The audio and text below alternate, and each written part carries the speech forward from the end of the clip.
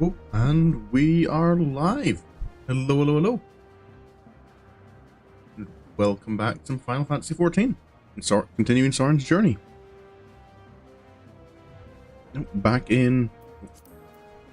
Go on to the actual stream tab and get that hidden. So this is finally back to the MSQ, this stream. After... Oh, hello, Minnie. Welcome to the stream. But yeah, after fighting all the machine life forms, finishing off the last of the Sineaters, and restoring life to the empty.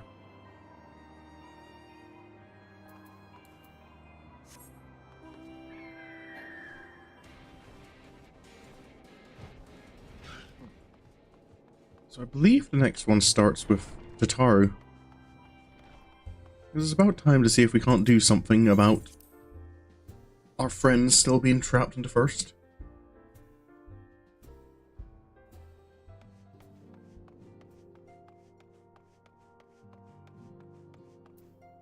Hi, Tataru. Been any progress in anything? Sorin! God, it's good to see you. I hope you have been here means you've had your fill of rest. Well, if I'm being honest, I've still been fairly active this last while. You're too selfless, that's your problem. But you'll be no good to anyone if you don't take a break every once in a while. Anyway, not much has happened since your last visit. I had planned for you to meet that helper I told you about, but he refuses to answer his link pearl. I do hope he's alright. We've been exchanging messages with the Eorzean Alliance throughout, though. They say the fighting has finally stopped at the Gimlet Dark, and that the Empire's shown no sign of movement.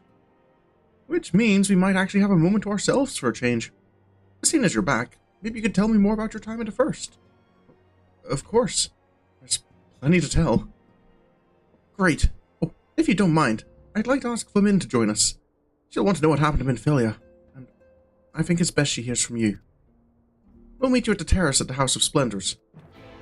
Of course. Suppose that's...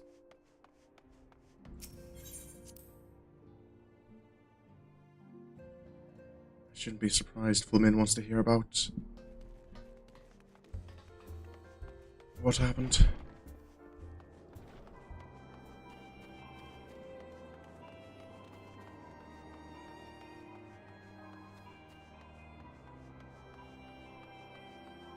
That's just up at the top there, isn't it?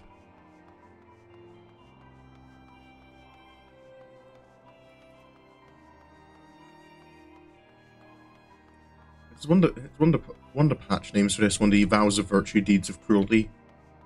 Nearly put me to the limit of the YouTube title limit.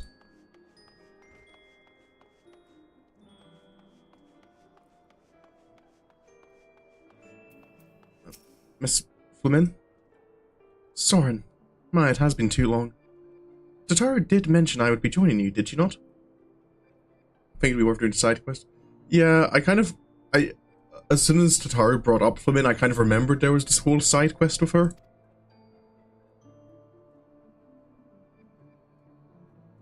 Thank you. Words cannot well express how I have longed to know more of the First. This world Minfilia has sacrificed so much to save. But come, rest your feet. Tataru should be arriving shortly.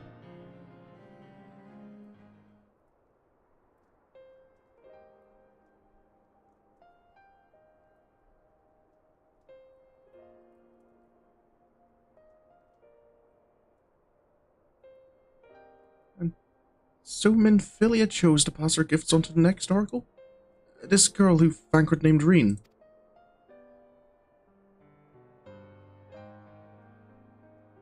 To have such a burden thrust upon her as a child, only to embrace it when given the choice. In that respect, they are quite alike. It would seem her legacy is indeed in capable hands. Sorin, might I ask a favour of you when next you return to the First? To tell Reen what I cannot. To tell her, thank you. Of course. And I would offer thanks to you as well, for staying with her to the end. Begging your pardon, but could I have a word? Oh, real. That's who it is. Always bothers me when characters show up from off screen. I don't know what voice to give for them. Real. I hope you're here to tell me you've received word from our helper. I wish. Nay, I've not had a peep out of him. It's been a good long while, too. Too bloody long. On account of which, I'm going to sneak over the border, see if I can't get a signal to him from closer up. What if they catch you? There must be another way. Well, it ain't as if we can ask Vanquishing to do it. Besides, I shouldn't have no trouble picking my way through the gimlet now the fighting's died down. Gods know there's enough shadows to hide in. And it beats waiting around here twiddling my thumbs. Any road, I just thought I'd let you know. Now, might best be... I nearly forgot. A crawls at the stones. She wants a word. Something to do with the patients. She was getting ready to examine him when I left. Patient? I nearly forgot. The others' bodies are still here. We'd best head back then. I'm sure it's important. Alright. Hope it's not that anything's gone wrong. I'd gotten so used to interacting with them in the first, I kind of forgot that that's only their souls.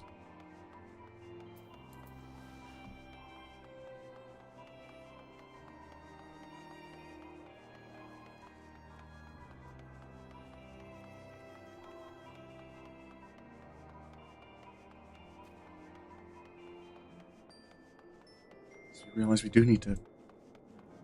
Maybe I should head back soon. See if we can't find a way to bring them home.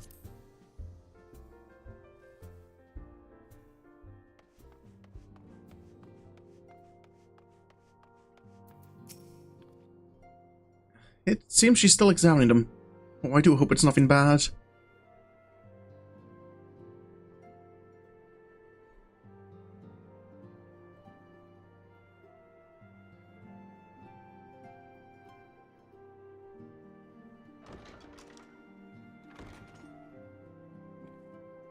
You're here. Ryle. Good. Is everything okay? So, how are they? Still locked in slumber, but otherwise in good physical health. For the present, at least. What do you mean? For the present? Oh no, is something wrong with them? I'm afraid there may be. I summoned you after detecting faint signs of instability in Thancred's corporeal ether. But subsequent examination suggested all 5 might be affected. And when I examined them just now, my fears were confirmed. Tellingly, the degree of instability varies between them.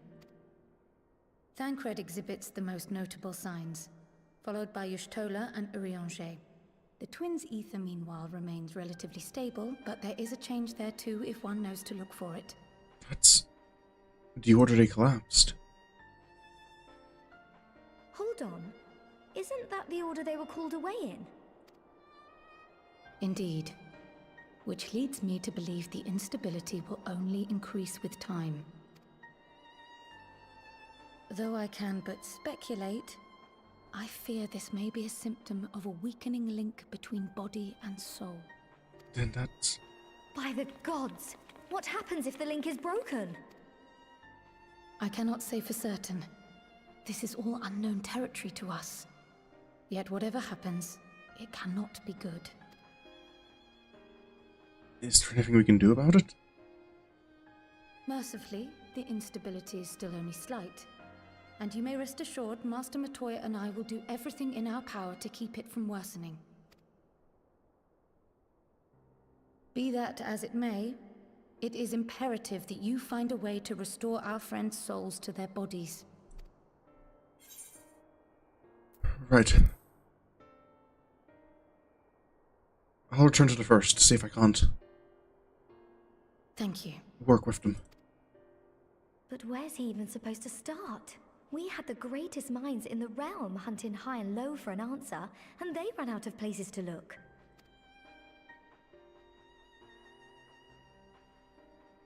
You stated in your report that the Exarch had originally intended to reverse the summoning process by means of his own death, correct? Yeah. Raha Don't want to always was a reckless young fool, ready to die for the first righteous cause that came along. That's not an option I want to let him go through with. His plan might well have worked, but I, for one, am glad he never had the opportunity to see it through. Even if it does mean our friends must remain stranded a while longer. Okay, just a random, are you okay? There is another way, I am sure of it. And the key lies with him, with the Exarch. That's the question, Mooney. Are you okay? Pray return to the first and apprise him and the others of the situation. We, meanwhile, will do what we can from here. And, if the fates are kind, we will have good news to share upon your return. Thank you.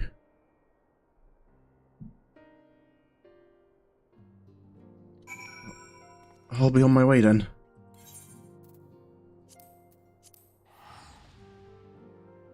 Wish I was returning with good news.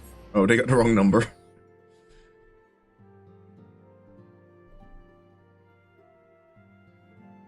Oh, fair enough. It happens.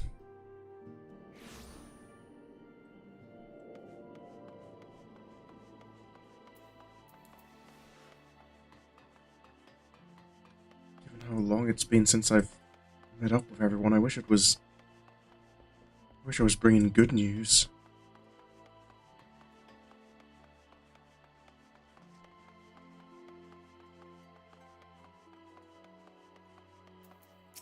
Sir? You have business with the Crystal Exarch. Just say the word, and I would be happy to escort you to the ocular. If you wouldn't mind.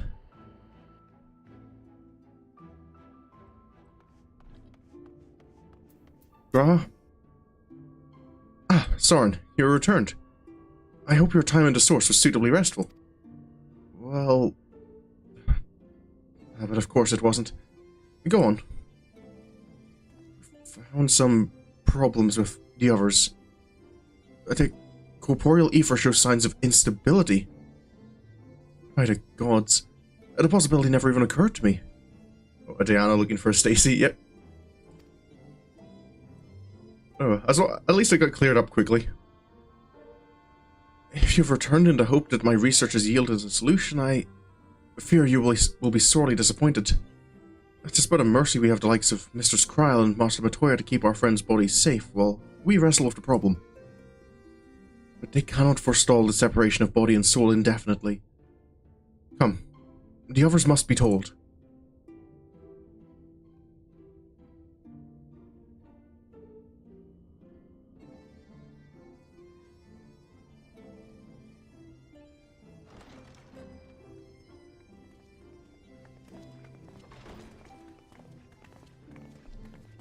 Everyone? Or...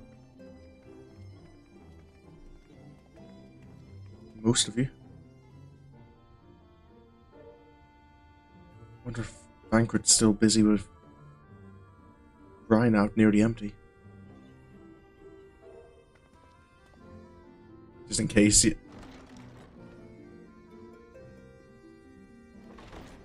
Oriange? Pray excuse my late arrival. Will Thancred and Reen not be joining us? Nay, milady. With apologies to all, they beg leave to pursue their investigation of the empty to its conclusion.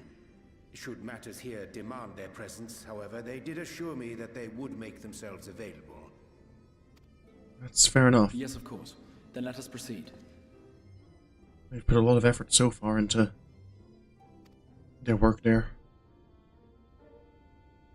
I think it best that you begin by providing a summary of Mistress Kryle's findings. Right.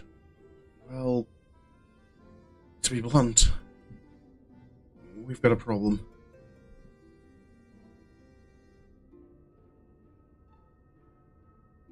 I suppose it was only to be expected that some change would occur. Yet our souls seem unaffected, to my eye at least. How long they will remain so is another question. Kryle is right.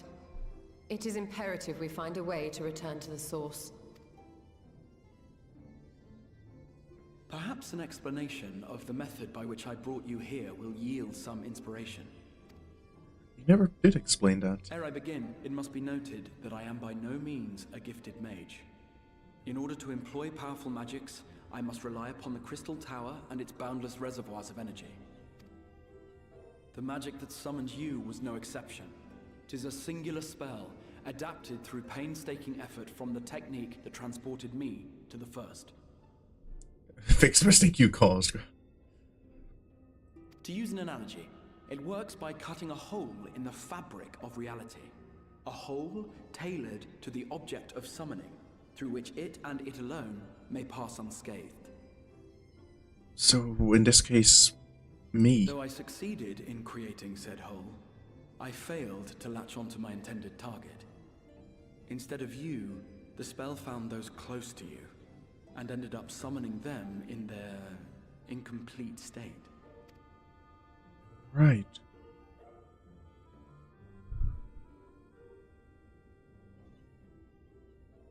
I would not soon throw my life away, not after the lengths you and yours went to save it. And so long as I breathe, I will spare no effort to see you safely home.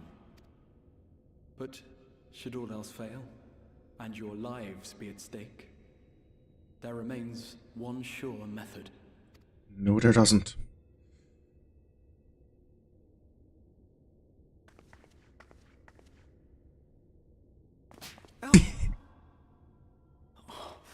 What was that for?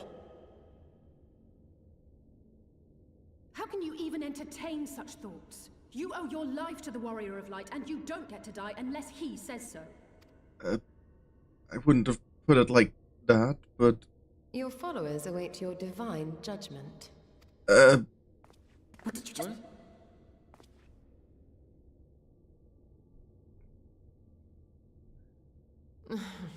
If the two of you have finished, perhaps we could return to our discussion?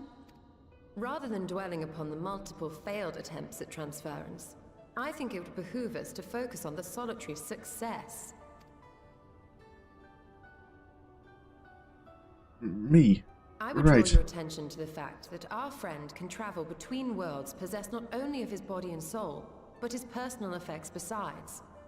This is no different from the teleportation magics to which we are all accustomed. Magics that allow for the transportation of those inanimate objects one considers to be an extension of oneself. Yeah.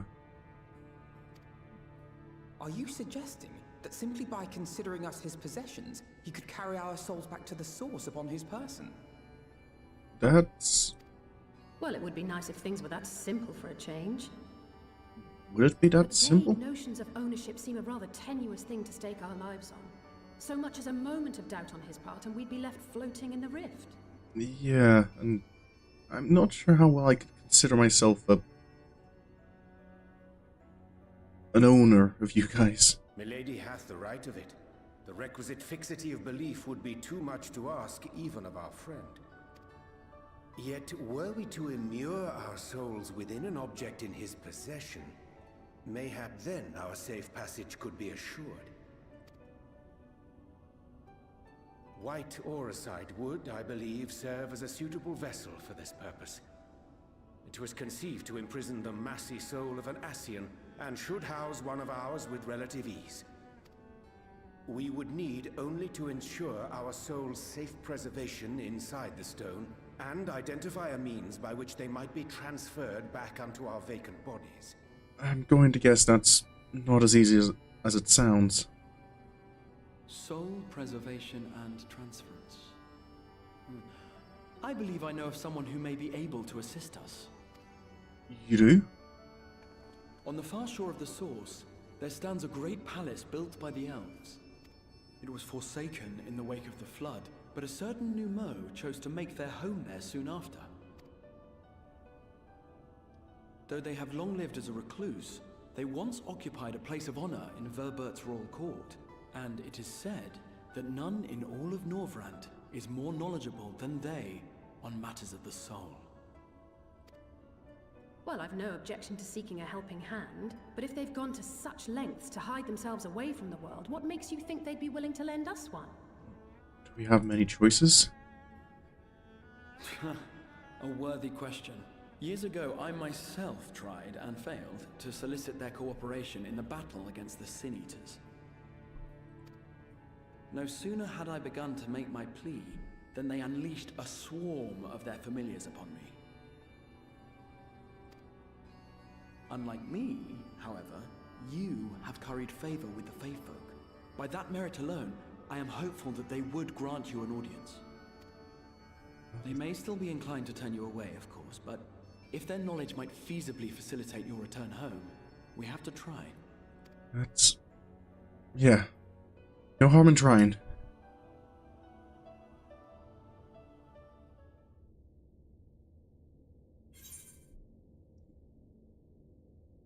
Yeah, just take the money. The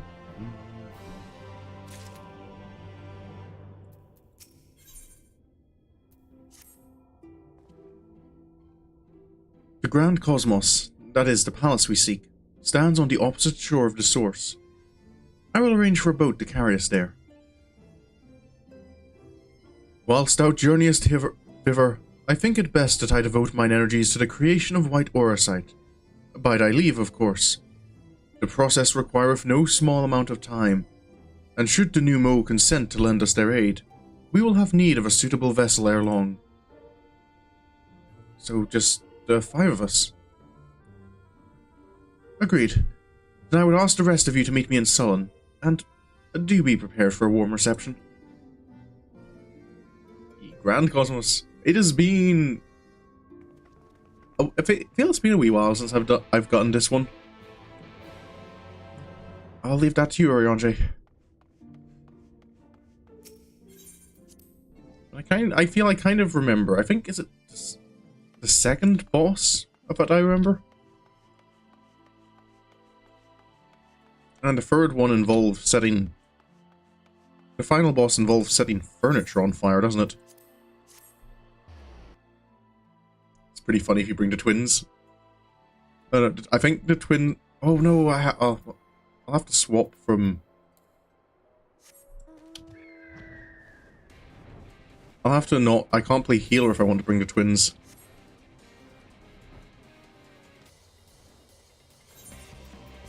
Yeah, I can move on to Red Mage.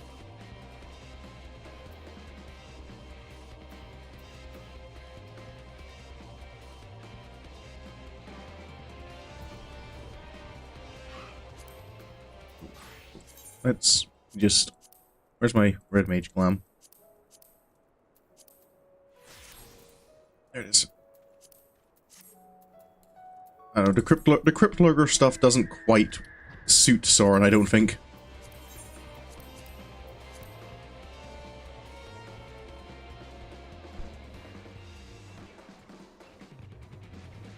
Off the Sullen.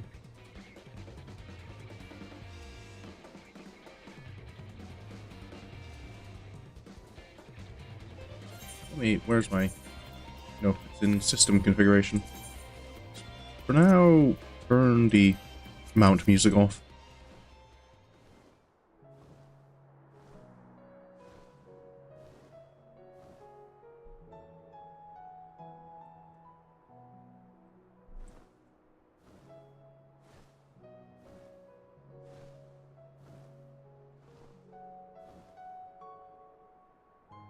Alright. There they are.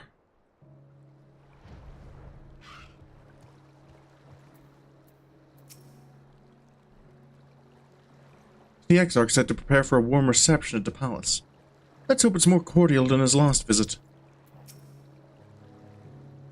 I was relieved to hear the Exarch intended to arrange for a boat to carry us across the lake. Not that I would be opposed to swimming, mind you. He said the palace is on the opposite shore, but I see nothing on the horizon save empty sky. Curious. Well, the horizon is only a couple of miles. Could be beyond the horizon.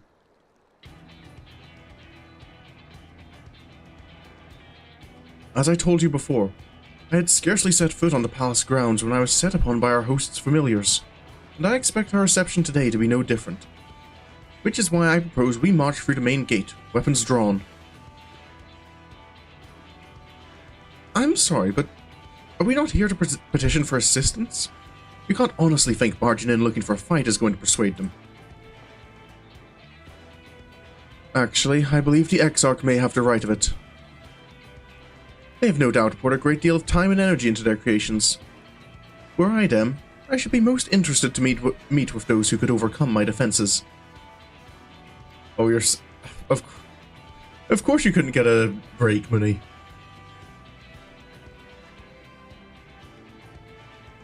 Well, I had seen it, but I kind of only briefly glanced over Discord today.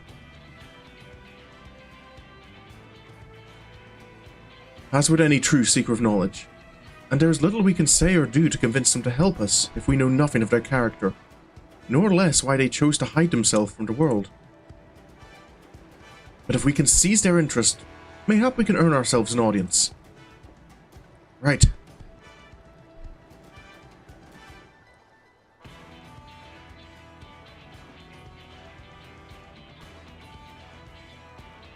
Excuse me? Weapons drawn it is, then. I must say, Exarch, you certainly seem to be enjoying all of this.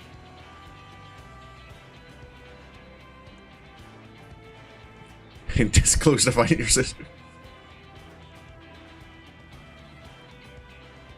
Do I? Well, I will not deny that I enjoy the thought of fighting alongside you all, rather than pacing about inside the Crystal Tower. You both seem to be in rather high spirits, if you ask me. Not that I'm surprised. Your moods invariably improve when Sorin is around. What exactly are you implying? Girl, have some fun.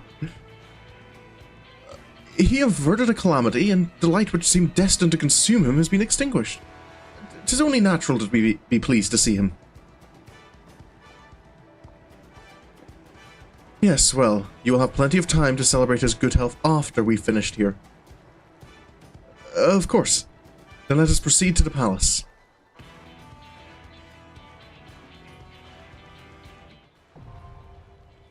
The Grand Cosmos now accessible.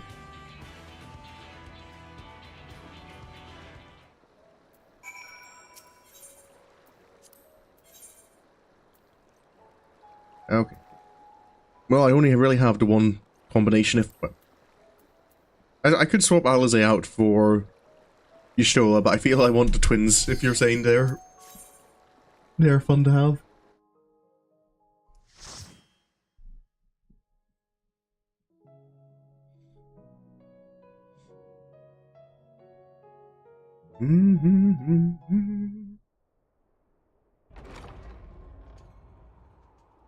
Well, we made it through the front door.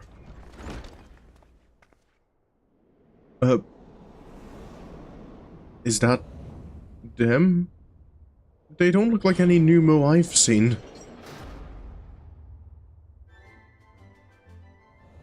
The twins always have banter.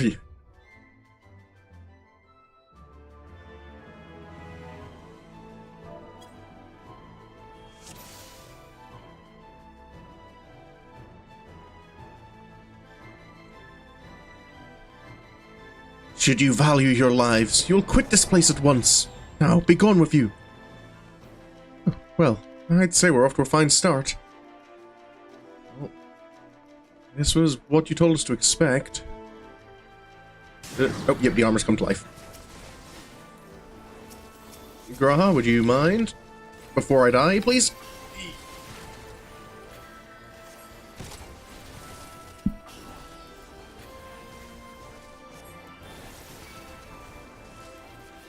Oh, oops.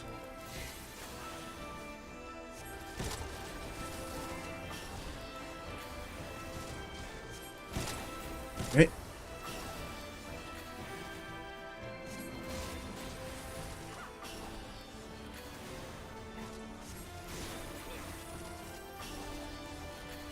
Continuity.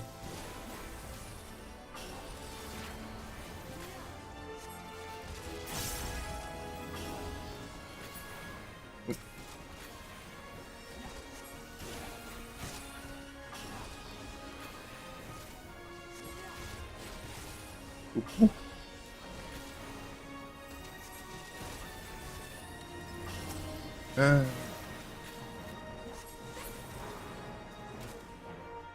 living armor, that's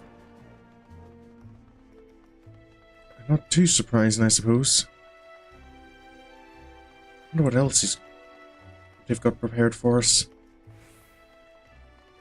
I think I can imagine what's coming next.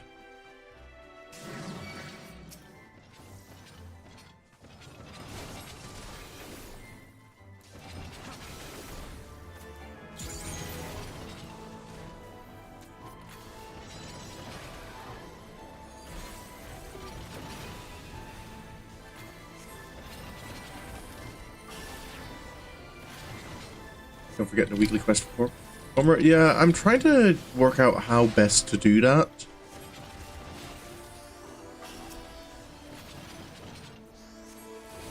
I've kind of considered rather than live streaming that, to kind of record each week.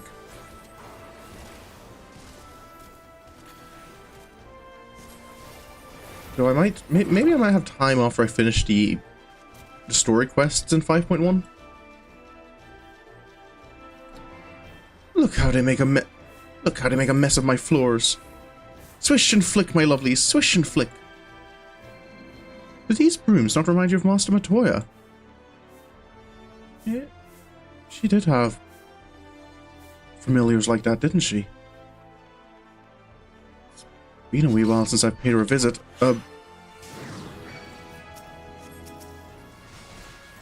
Okay. Nope, that's not the wrong one. Oh, no, it is the wrong one. I did not mean to use Verholy.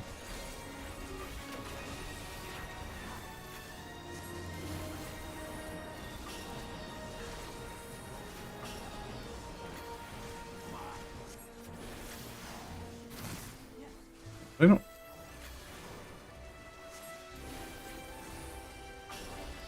Doesn't take too long to do it.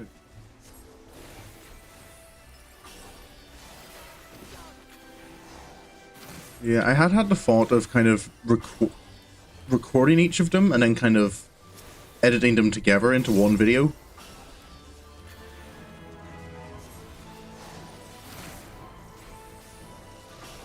But yeah, I probably can just fit it in after the story quests at points.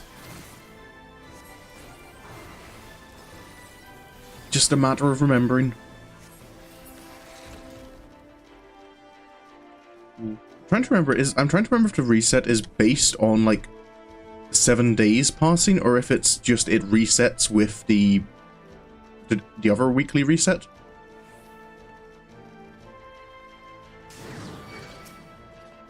Brave Knights of El, tried and true.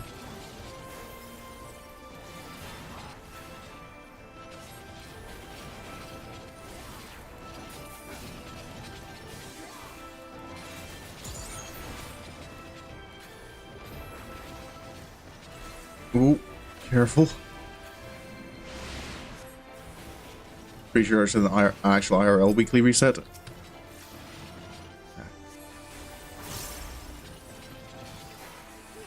Ooh, so it would take me... I'm trying to remember how... I'm trying to remember how many of them there are.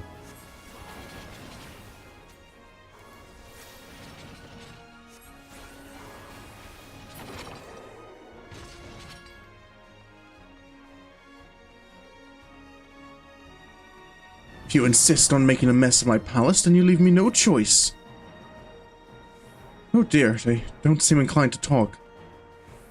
Well, it was your idea to brandish blades at the door. Shall we?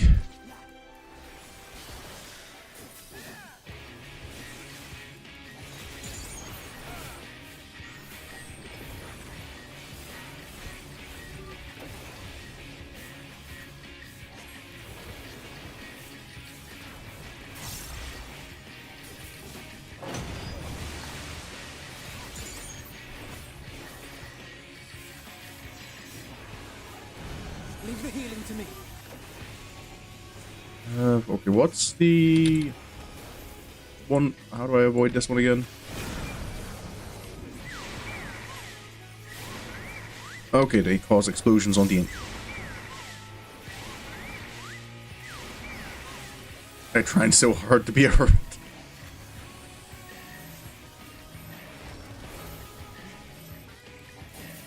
No.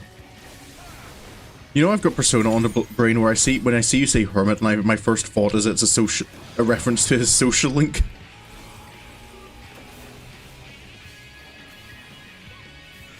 Does it? So, I don't think. I don't think even if I won a lottery, I don't think I'd ever lock myself in that much to be a hermit, be considered a hermit.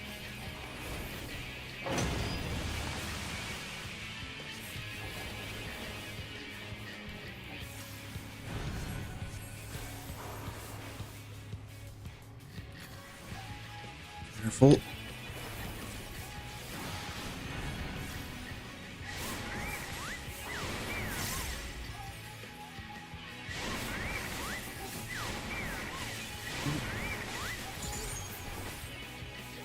Is this... You don't have any other mechanics I have to worry about?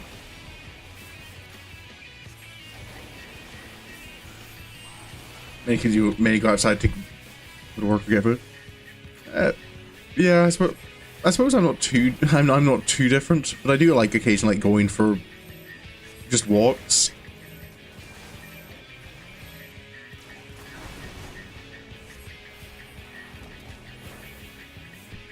Nah, I'm kind of old-fashioned. I prefer even if I have the option to like get food delivered or like do shopping online, I prefer to go into an actual store to shop.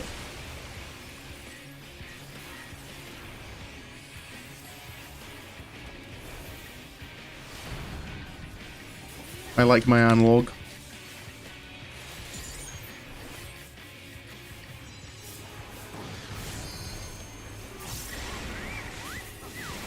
Oh. Doing badly.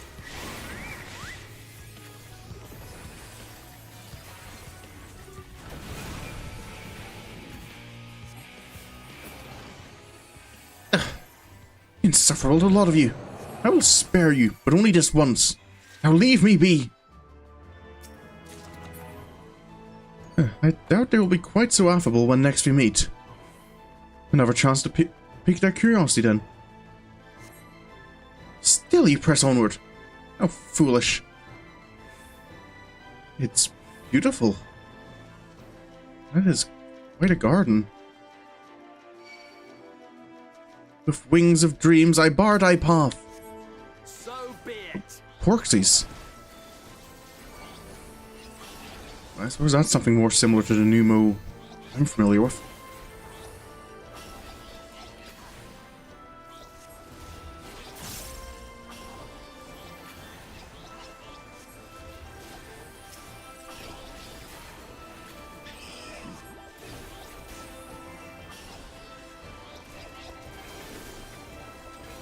And a little that. Nope, wrong one, wrong skill.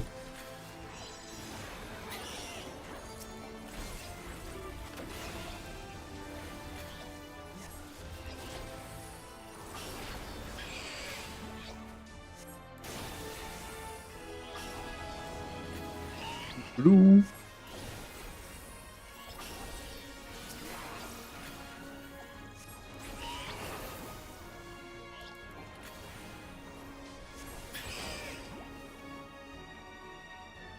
Not that I need anything from these treasure coffers. I've gotten...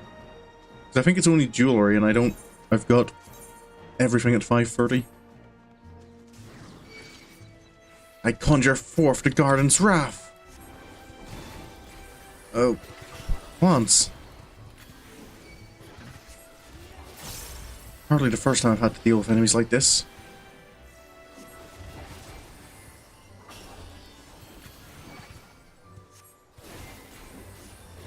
Can't be worse than Mosian's Arboretum. Oh, there. Keep pressing the wrong button.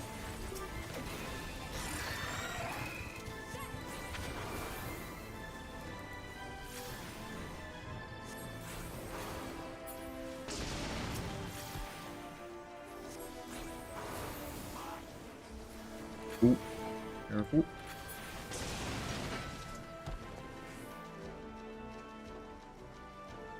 Okay, well.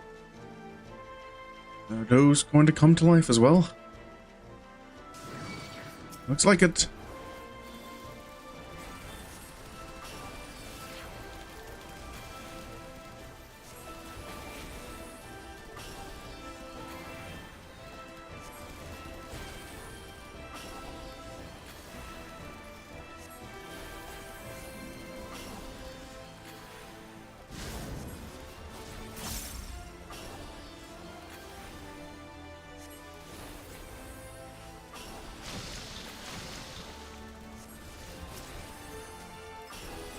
Right.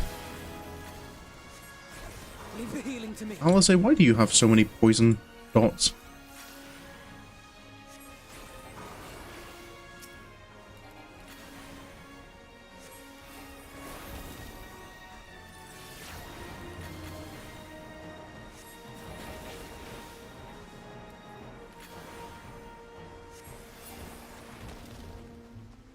Looks like more porksies up ahead.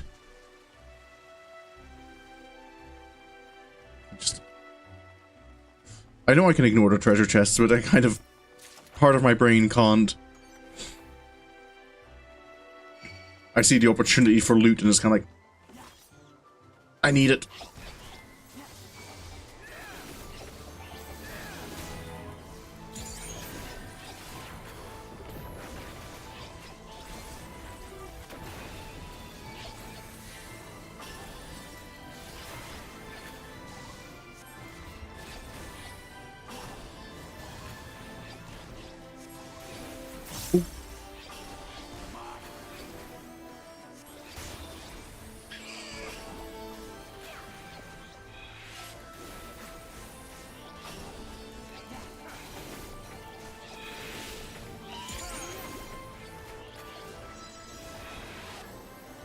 And some more.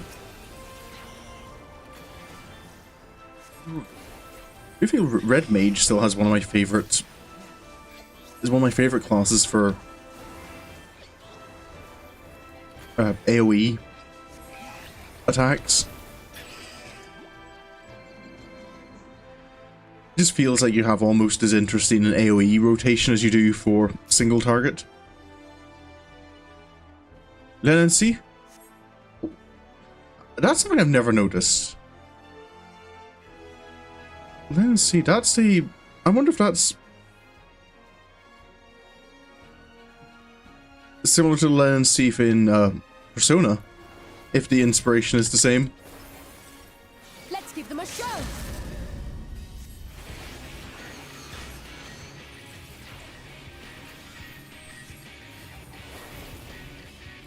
Need to read up on that. What the background of that persona is again.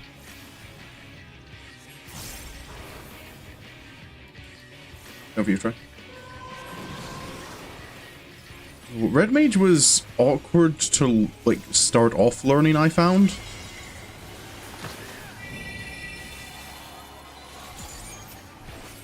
No, pick up the seed.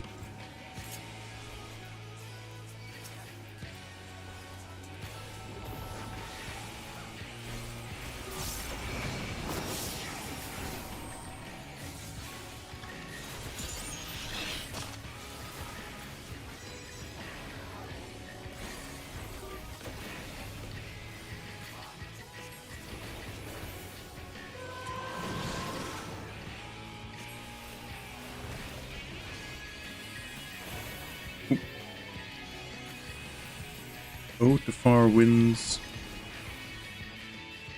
Okay, this works.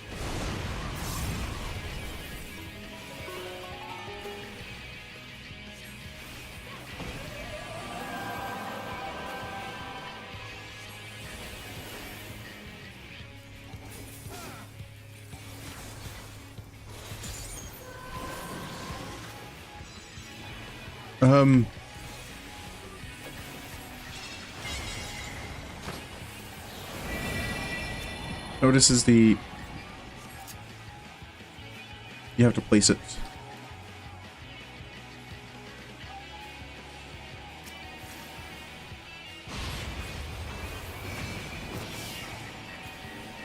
Hey, I remember mechanics. Alpha, no!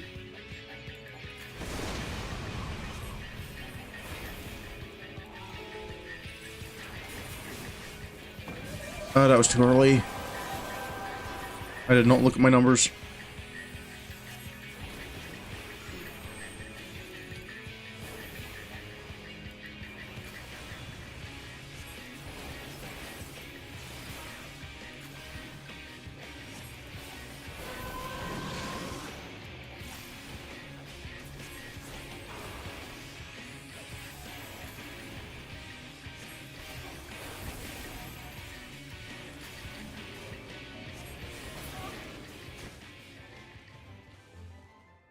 Okay.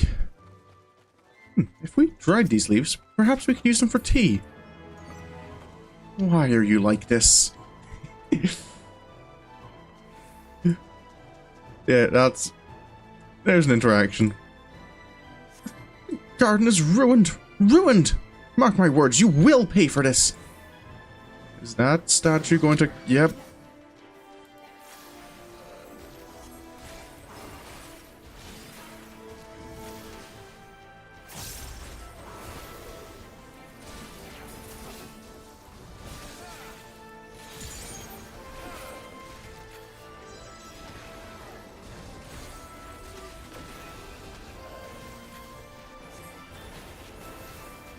I think I should just assume anything I see here is likely to come to life.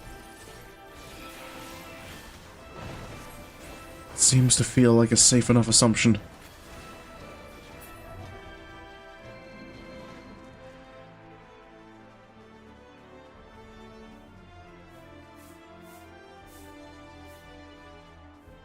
Alright.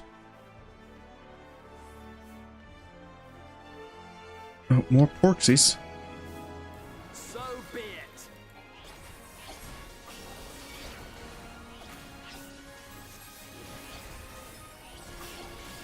Ooh.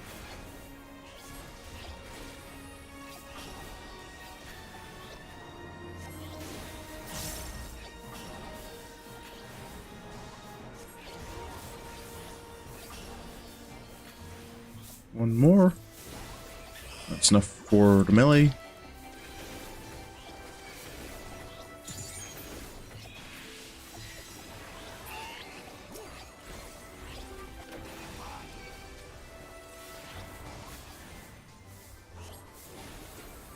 It's gonna keep destroying the poor guy's home to make him go outside. Sometimes introverts just need a little bit of a push.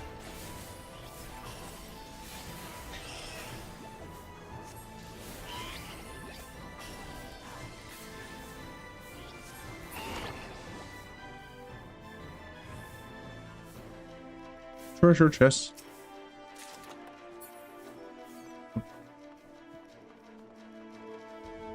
What is this?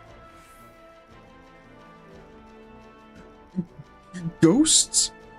Oh, come now, Alphino. Don't be silly.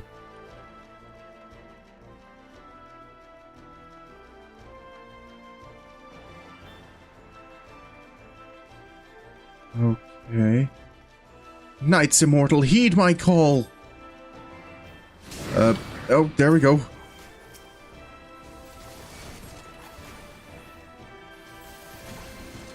Can't punch a ghost. Yep. Oh, I mean, I think you can.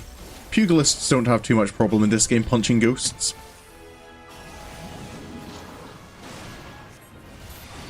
Oh, that was not the combination I wanted to go for, but oh well. Thaliak, protect me!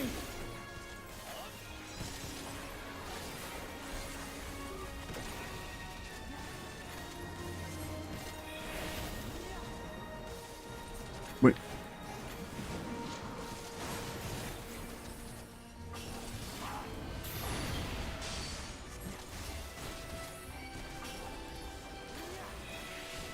You just keep going.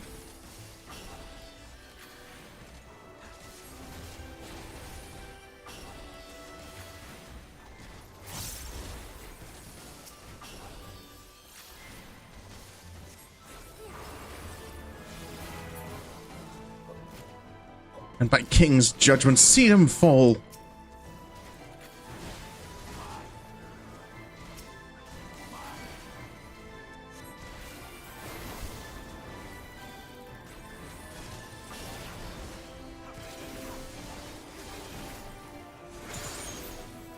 Okay.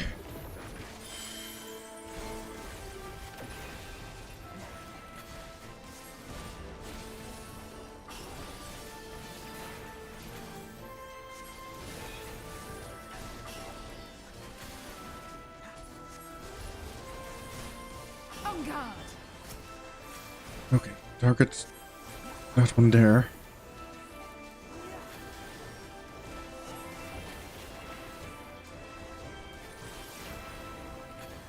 The Supreme Majesty.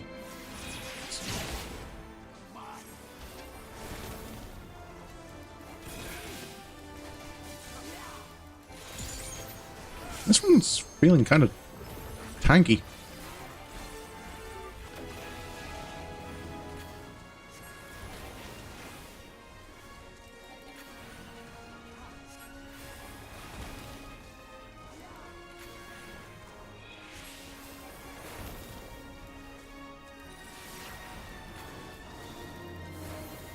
Okay. Oh, that's good. Everyone else was attacking the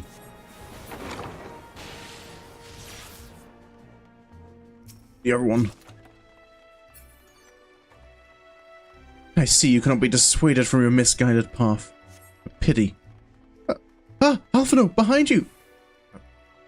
Haha, very funny. I know they're not ghosts. At least I hope they're not. That was I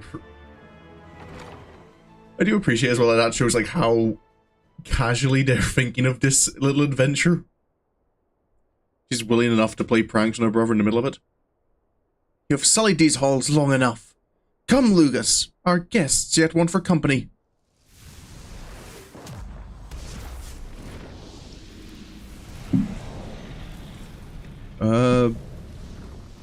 Right.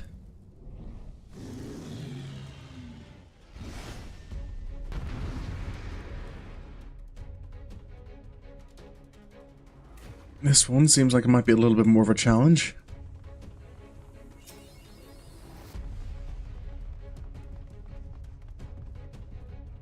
By the gods, they've given life to flame.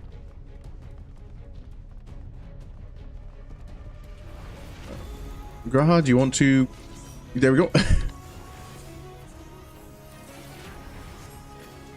Okay, can I actually remember this one?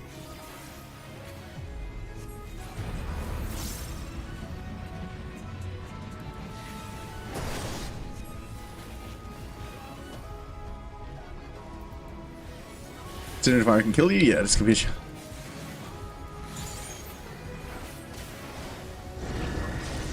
Whoops. Ow. Okay, I clearly do not remember this one. You underestimate me.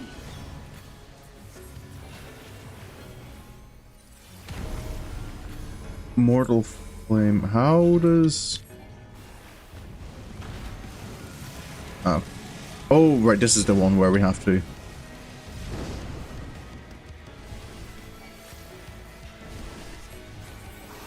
Okay, I can remember things.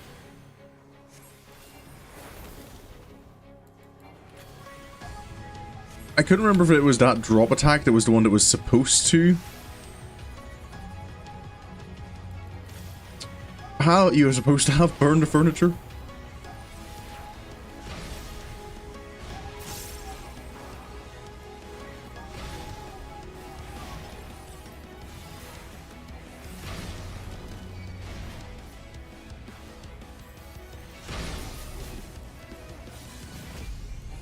Excuse me. Would you get back here? Scorching right. Just stay off that side.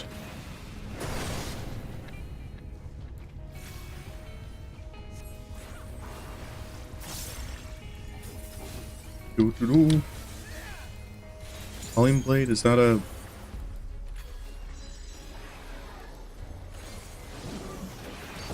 Okay, that's just a hit everything.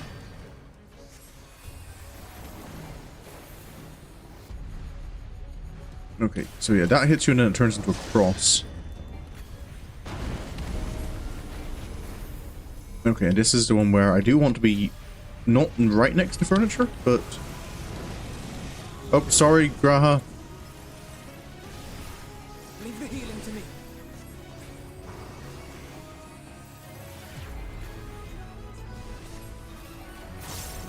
You underestimate me!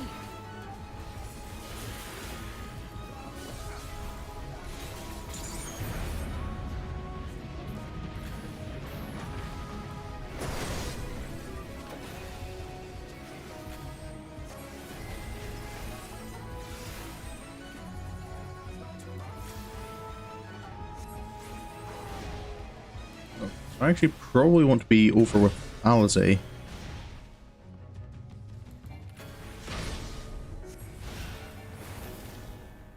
I think. Not that it makes too much of a difference. As long as no one gets hit.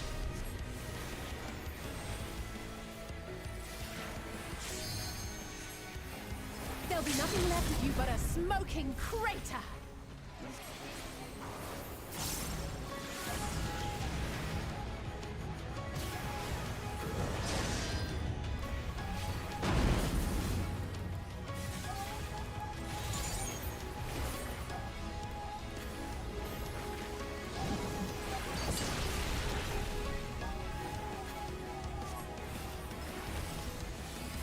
Ooh, scorching left. Oh, you do have the left-handed side.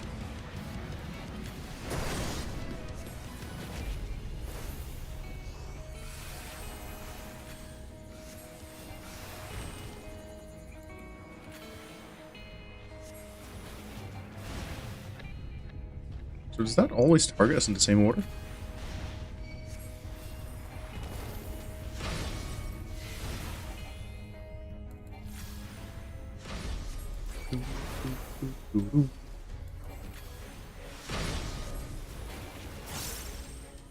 Okay.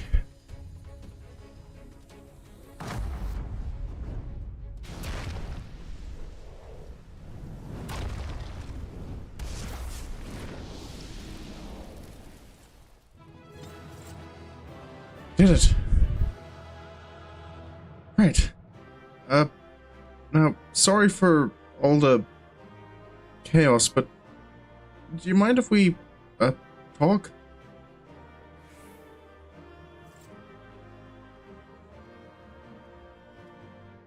Perhaps now we have afforded ourselves an audience.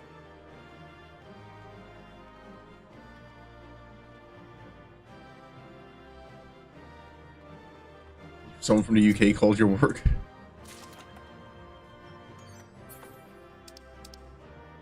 See? It's nothing special about me. It's just it just happens to be where I grew up.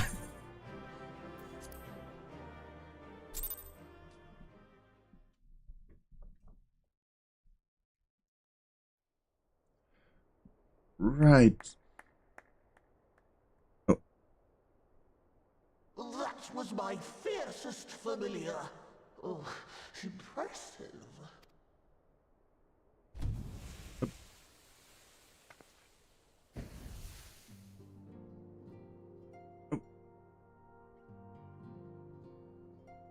Hello.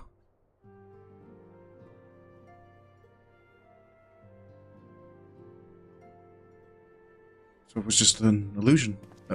Exarch? Eckloak, 'tis good to see you again after all these years. And judging by your vigorous greeting, I dare say the feeling is mutual.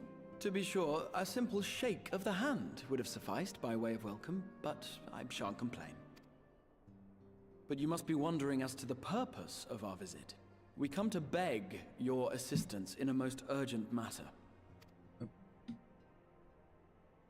Shake? Beg? Our comrades' very souls are in danger. If we are to save them, we will need the benefit of your unsurpassed knowledge on the matter. Please, will you not sit and hear our plea? Oh, how dare you! How dare you speak thus in my presence! It was to escape such words of temptation that I hid myself from the world of men. You are sinners, one and all, and I swore never again to have any part in your affairs. I can only imagine what terrible events forced you into a life of seclusion. But I know that the Numo are a good and noble folk. It is not in your nature to turn a blind eye to the plight of those around you. And in treating with us, I am certain whatever mistrust you feel for man will begin to heal. This kind of feels like bullying. Abusing words of power.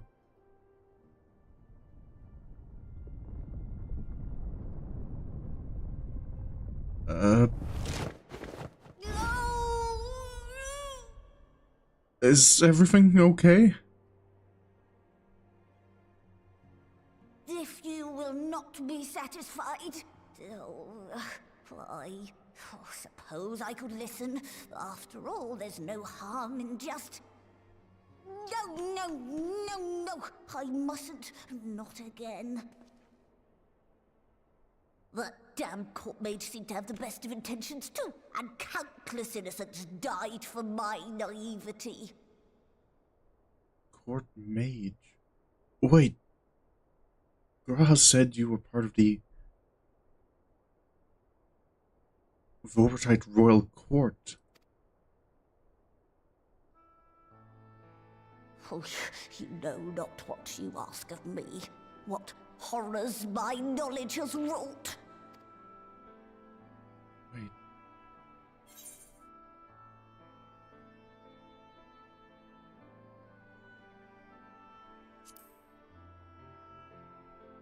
Plague in Vobert? The one I saw when I saw Brandon's memories. You know of the plague?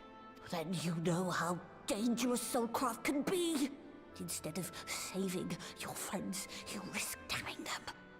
Are you sure you're willing to take that chance? We have no other way. No.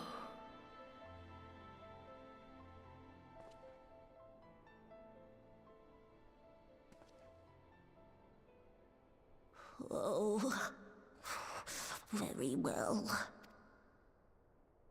I will hear your petition, but that is all. And I expect fitting payment for my troubles. Of course. Commensurate with your contribution to our cause. No more and no less, I promise you. With that settled, might I impose upon you to join us at the Crystarium? I'm afraid the nature of my friend's predicament calls for absolute secrecy. Is this palace on the far side of a lake not private enough?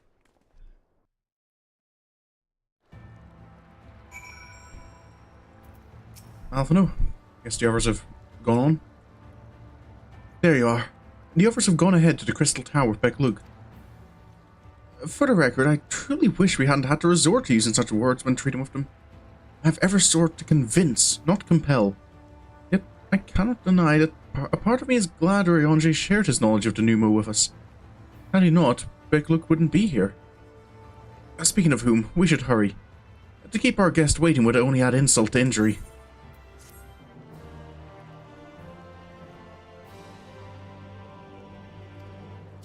And there's the trusts unlocked.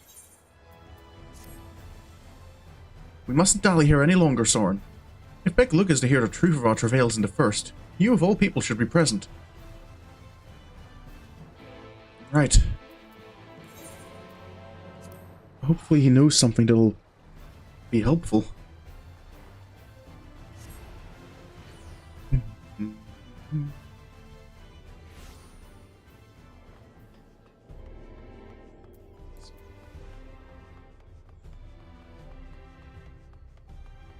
We don't know what'll happen, but it is hard to imagine that anything about the link between body and soul weakening is consequences aren't going to be anything pleasant.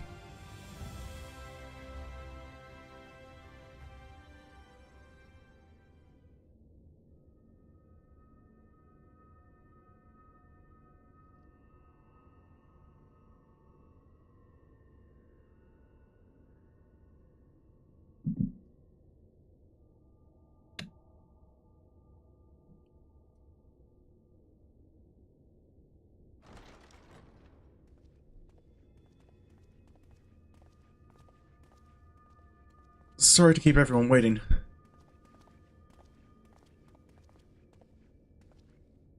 I'm sorry. You mean to tell me not only that the return of night was your doing, but that you hail from another world as well? Well, that's the everything we short of it, yeah. Of the source, the shards, the 7 umbral calamities, all of it is true. I realize how fantastical it sounds, and I would not blame you for doubting our testimony. But given your expertise, you must surely have noted the peculiar nature of their souls. Any other time and I would have dismissed your stories as balderdash and flummery. But upon closer inspection, 'tis plain their souls are far denser than is normal, and that they do not possess true bodies. Save you. Your body is your own. And your soul is the densest of them all. It is? I wonder if that... As I said before, Were were it it not for their heroism, the skies over Norvrant would still be awash with light. I will the realm is at the mercy of Vows and the Sineaters. I dare not wonder what the consequences are.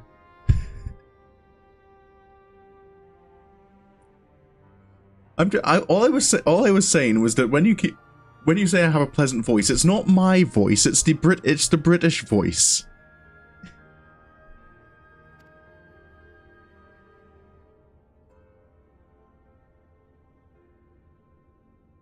After all they have done for our home, seeing them safely back to their own, it seems the very least we can do.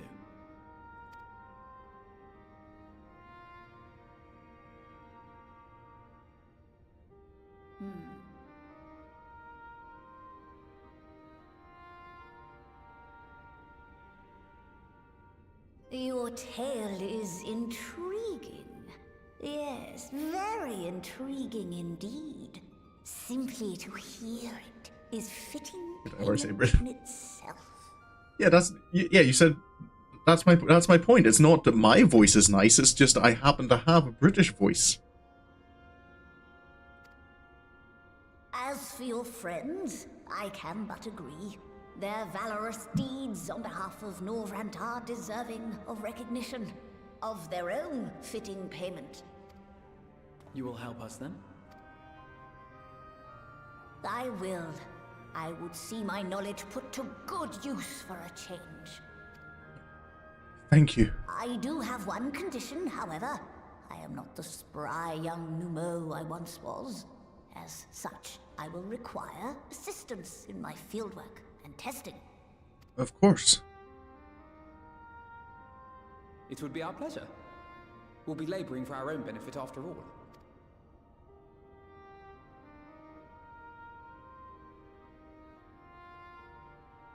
Well, what's the work that needs doing?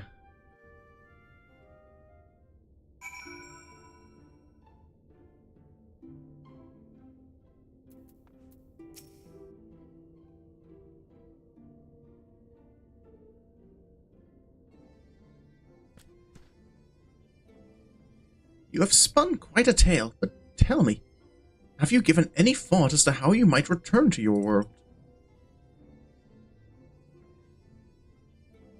I guess that's the plan, to use Orisight. White Orisight, you say? An intriguing proposition, but one which fails to account for the present state of your souls.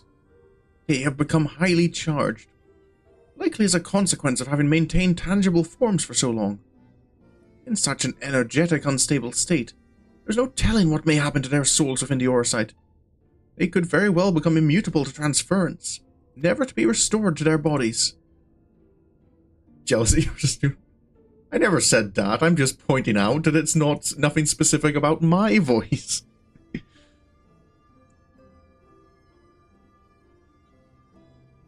Then, would it be possible to force our souls into a state of dormancy prior to transference?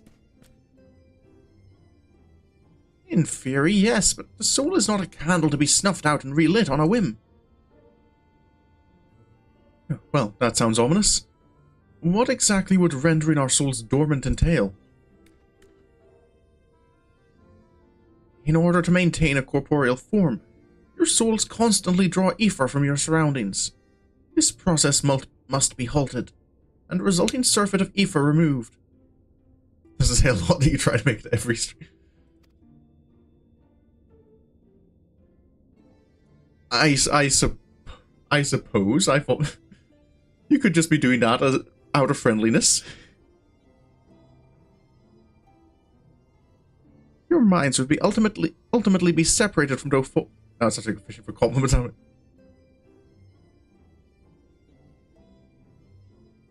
I feel my only option is just to stop responding to this particular conversation.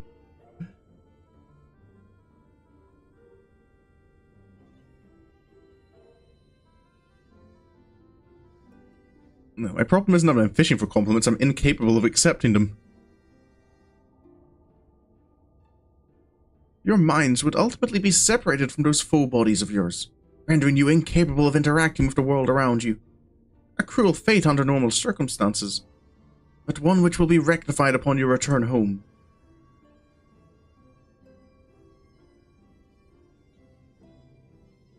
Leaving lifeless husks, like those poor souls at the inn at Journey's Head, corrupted by the Sineaters. Their ether made stagnant by the light.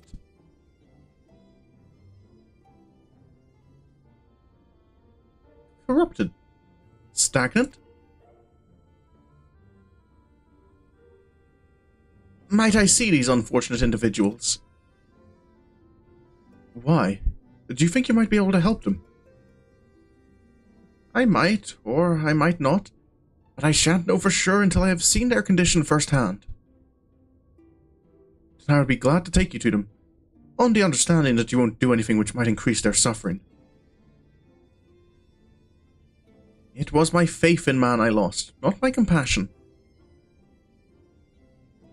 Well, I see no need for all of us to accompany you.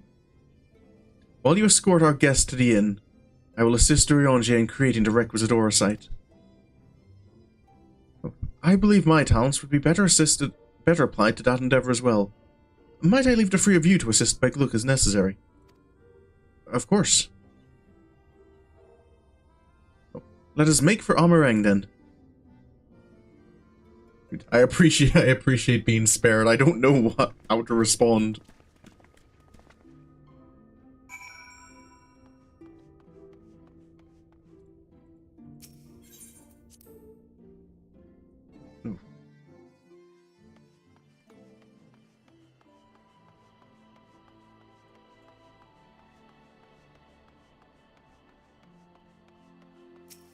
No, I don't need the infrared shard, I need the teleport.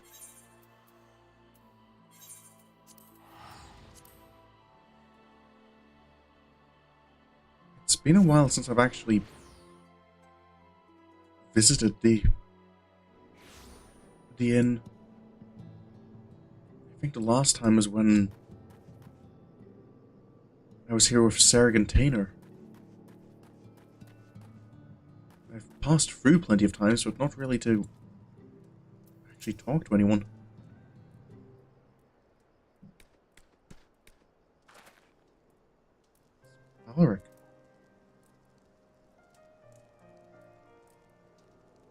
So, this is Halric, is it? Yes. His etheric balance leans perilously towards the light. Towards stasis. What do you suppose will happen to him? Not too bright, are you, boy? The same as all poor souls corrupted by the light.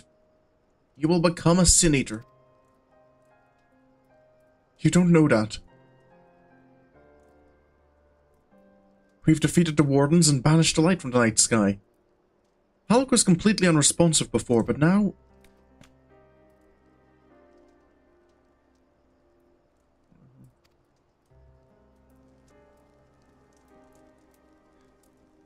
Then perhaps there is yet hope.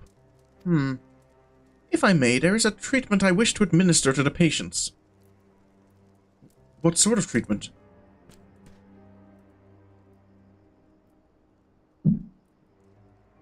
In the course of my studies of the soul, I once created a tonic which could temporarily stimulate the ether in one's body. After some refinement, it came to be used by the Knights of Vober. Then, for far darker purposes, lest it fall into the wrong hands, I swore never again to make it. But for their sakes I will break that oath. It is not like to reverse the stagnation, mind you, but it should offer some measure of relief. That's something.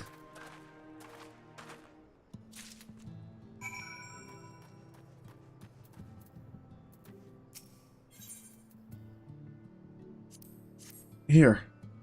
Sir? Do you want to try some of this? I guess it wasn't too helpful. Hard to say. Hello, sir. I've got something for you. What is this warmth I feel in my chest? Is that... Hopefully that was some positive effect.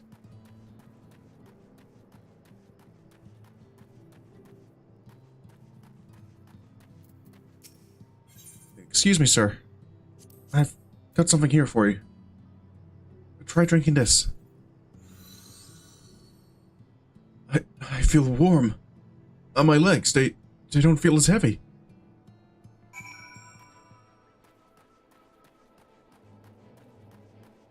Feels like there seemed to be an effect on those who weren't so far along.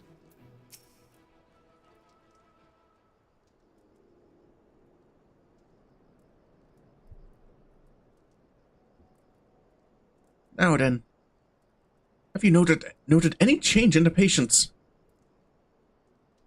A notable rise in body temperature and increased motor function, in most of the patients at least. The more severely afflicted show no response. That seemed to be the same with me. As I feared then, it is true that with the restoration of night, the corrupting influence of light will no longer grow. And yes, their bodies will naturally return to equilibrium given time. But this holds true only for their corporeal ether. Their incorporeal ether, that of the soul, is not so easily mended. Which is why the later stages of corruption, like Halric, appear unaffected by your tonic. Precisely.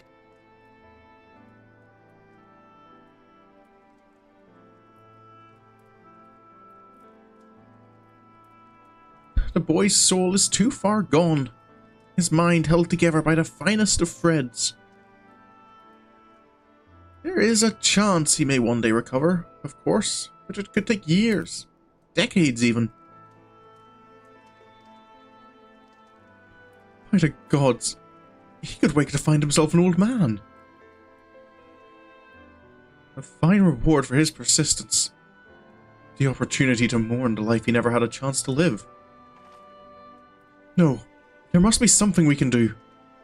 Look, I realize this is not why we petitioned your aid, but do you think it possible we can find a way to hasten their recovery?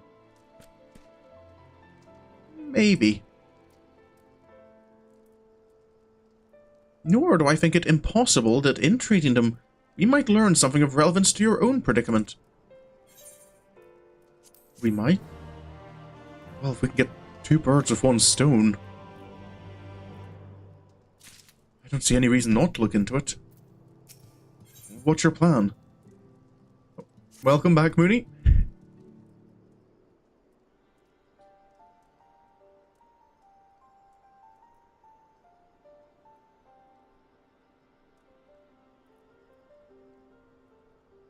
I suspect the Crystal Exarch has told you of my past, that I was once a mage of the royal court of Vober, and that soulcraft was my field of study.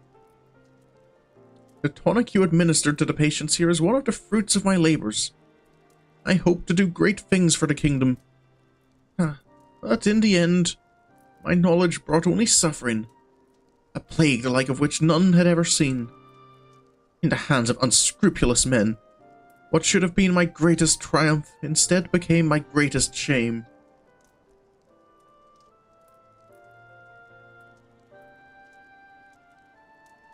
Sorry, thought I was about to sneeze there for a moment.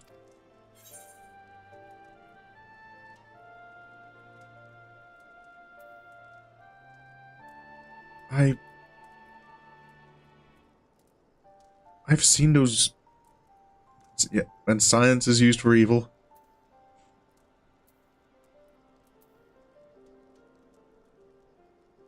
I've seen glimpses of that prospect look, and I know you weren't the one who misused that power. And those who were brought to justice. Aye, that they did. I shudder to think what might have happened had they not. But let us return to the task at hand. Finding a means by which we might revitalize these people's incorporeal ether.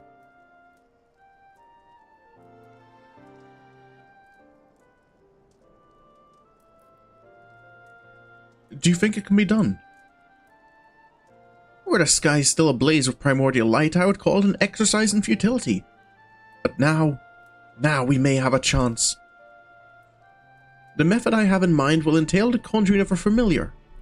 They are able to amplify the energies poured into them, making them the perfect conduit for the ether revitalizing magics we will ultimately employ. If you're about to launch into a lengthy explanation of the metaphysics of your plan, don't bother. I'd rather get on with doing whatever it is that needs to be done, if it's all the same to you. Whatever agents must be procured or spells invoked, I'll do it. I think we're all on the side of doing rather than understanding. I admire your spirit. Very well. Your first task will be to gather the necessary materials. The purest of waters and finest of clays, as well as a fabe lantern brimming with pixie magic. If you're convinced the resulting familiar could help the patients, fine. Alphino, the water and clay will be simple enough, but I think you know what we'll have to do to get the lantern. You don't mean... The pixies took quite a liking to us before. If we humor them with our company, I'm sure they'll be willing to help us. Fine. We'll pay a visit to Ilmeg. I never thought you would be the one to suggest going back there. I'm impressed you've been there at all, let alone befriended the Fey folk. Oh, while you're about it, seek out the new Mo of Pliny. He'll be able to supply you with water suitable for our needs. Right, let's get this over with, shall we?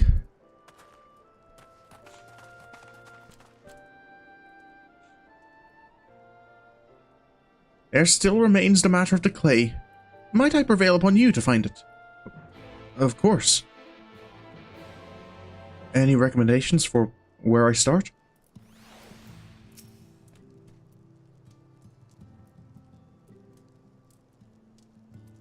Clay from Amarang would likely be best. Know you of anyone who might be able to assist us? I imagine there's a group of miners at Twine. They probably know where it could be found. Ah, yes. They'll be able to point you in the right direction, I am sure. While you and the twins are occupied, I will see if there is aught else I can learn of the stagnation which afflicts the people here. Right, off to Twine.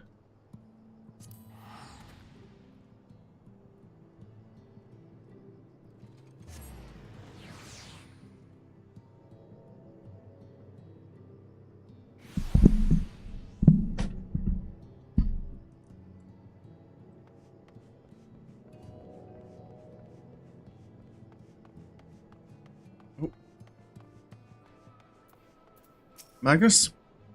It's been a while. Sorin! Well, what a coincidence. Now you've come at a good time. We've just this moment finished repairing the Talos and trolley you lot took to Nabafa Ring. The trolley was no trouble at all.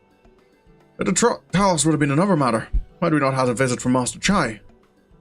He offered us a share of the leftover building materials from the Daedalus stoneworks, as well as a few trade secrets to help us along. A clever man, that China's.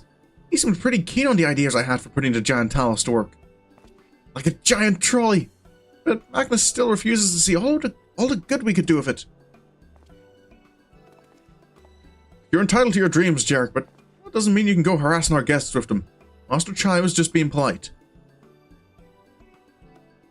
And something tells me Sorin here didn't come all this way to talk about trolleys. What is it you need, friend? I'm actually on the hunt for clay. I see, and this familiar requires clay from Amarang. Ah, well, look no further. If anyone can find you some quality clay, it's us. Saying that, it isn't exactly a commodity nowadays. But there must be some lurking somewhere or other, waiting to be dug up. If I'm not mistaken, there was a time when they used to take clay from Mount Biren mines to make adobe bricks. The place is swarming with coyotes now. But if you're after the good stuff, you could do worse than to look there. Right. I'll have a wee look. Thank you. Oh yeah, Jarek and his slightly concerning obsession with the trolley.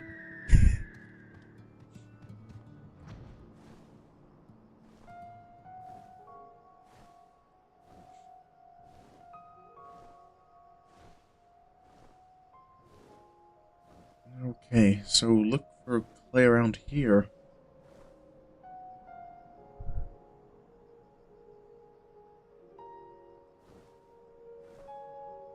I wonder how much would be needed for a familiar. Like, did we need a full delivery, or could I carry enough on my own person? That's clay.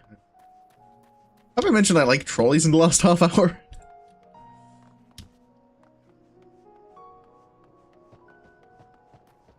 Yeah. At least he has something he's enthusiastic about. Oh. Hold up.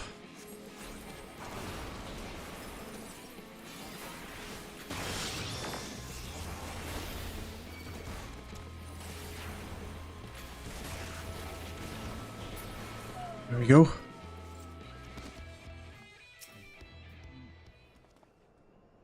Maybe just a bit more and...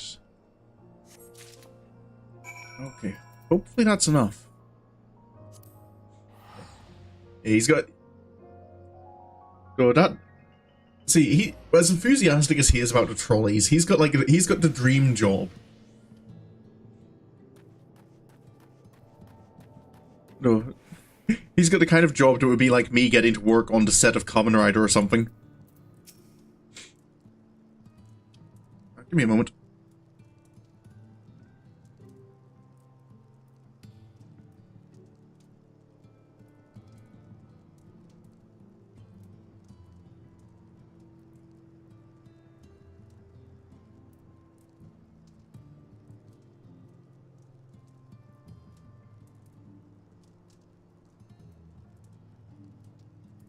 Sorry. Just had to blow my nose. Imagine you get... Oh, I would be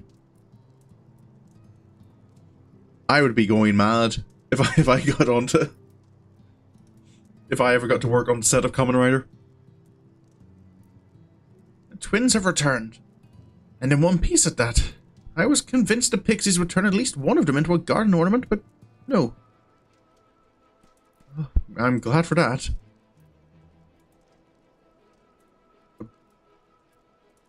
For a moment, I think Alisaie's just looking at Big Look, but for a moment I thought she was kind of just like averting her gaze and kind of like not making eye contact with anyone. You have the clay, I take it.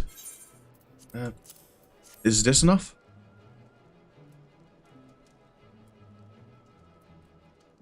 Well, maybe was she averting her eyes? Wonderful. We need but combine the clay and water, and heat the mixture with the Fey Lantern.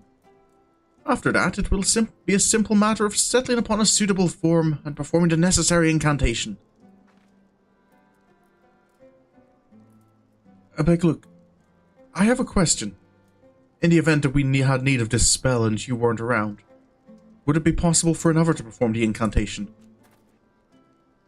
Assuming they possess the requisite skill, yes. The tub is more interesting. I'm not trying to avoid looking at you. There's just very interesting bit of floor to look at. Halric and the others suffered so much, and I swore to do everything in my power to save them. If there's a chance this spell could do that, I would be the one to invoke it. Maybe you should be the one to do so. A deep understanding of the subject's physical state, combined with a strong desire to help them, can drastically increase the magic's effect. And you are plainly more familiar with these people than I. I dare say there are few in all of Norvrend more dedicated to finding a cure. Is that not so, Sorin?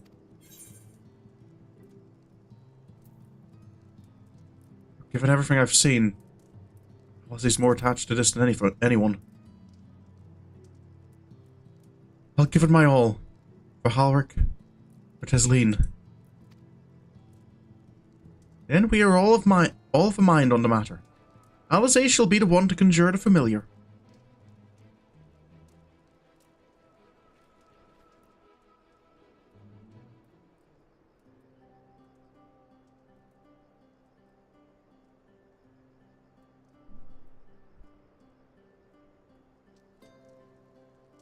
Let us begin. I trust you've prepared the clay?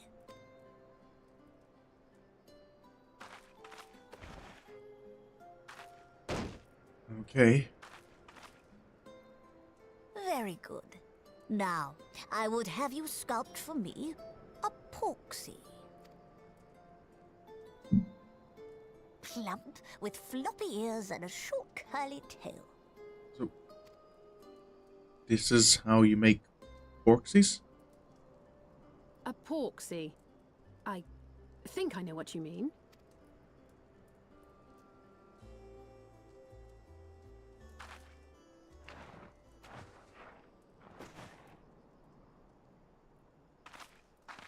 There we are. How's that?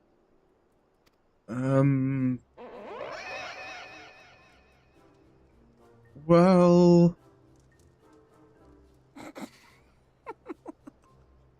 Well, it is certainly creative. I guess... There's no denying that. Alphino? You, might... Yes, I'm no artist. Very funny. Great. Pay him no mind, child.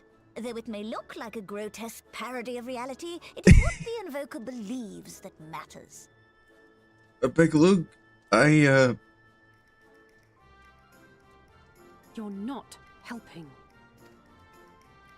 But I speak the truth. If successful, this incantation will turn imagination into reality. Which is why the only thing of import is what you believe this figure embodies. You must focus. Hold the Porksy's image steady in your mind's eye.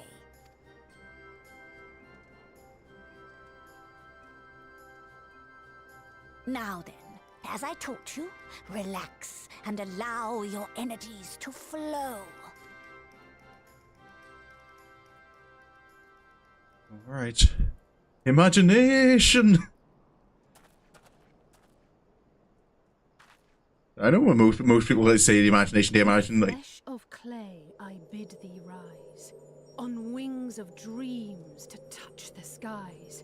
What once was idle fantasy, I call forth to reality. Oh, it worked.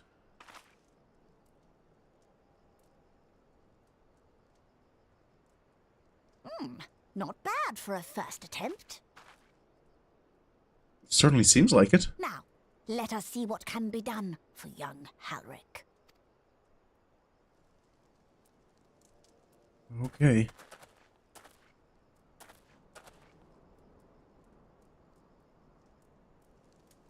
He can't remember can't remember the incantations.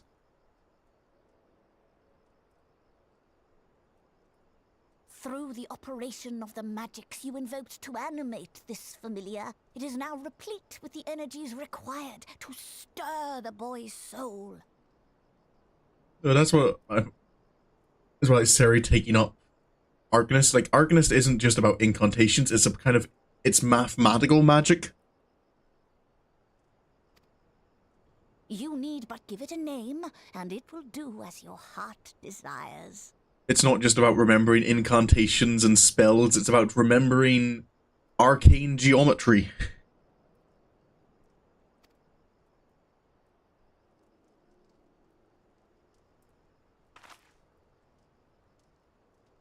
Gotta make sure your angles are right. All right, I've decided. Okay. Go, Angelo!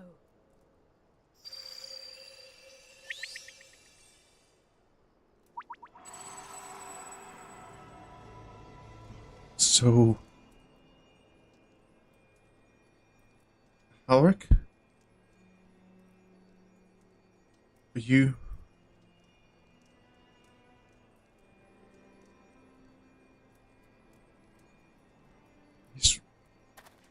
Halric?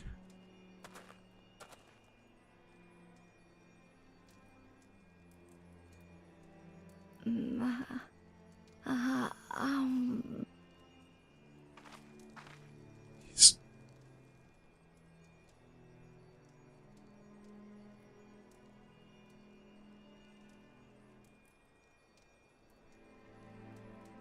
Mother... He's... speaking... Halric?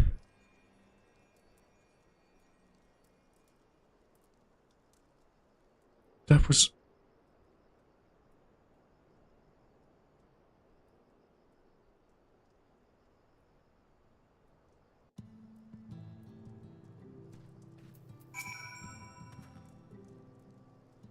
By the 12, though it was only for a moment, he spoke.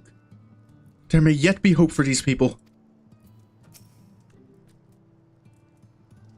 This girl's resolve is quite impressive. One might almost think she drew strength from another. Alize?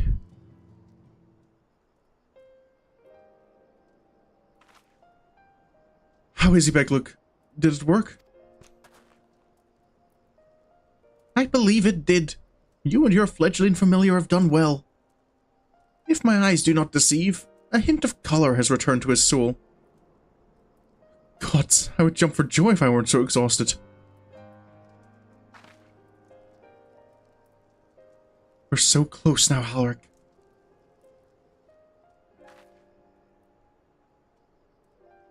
As you are even now in the process of discovering, this magic asks much of the invoker. And what you may not have realized is that the same is also true of the subject. As such, we must proceed with caution. However, with further treatment, I have the utmost confidence the boy will make a full recovery. Observing the reanimation of his stagnant soul has been most enlightening. I will need time to put my theories to the proof, but I believe I can fashion a spell to produce the opposite effect. That is, to induce stagnation. thus enabling our safe transport back to the source via ore site. A thought occurred to me about this treatment. Big Luke said when the soul is rendered dormant, the mind is separated from the body, that a person becomes incapable of interacting with the world around them.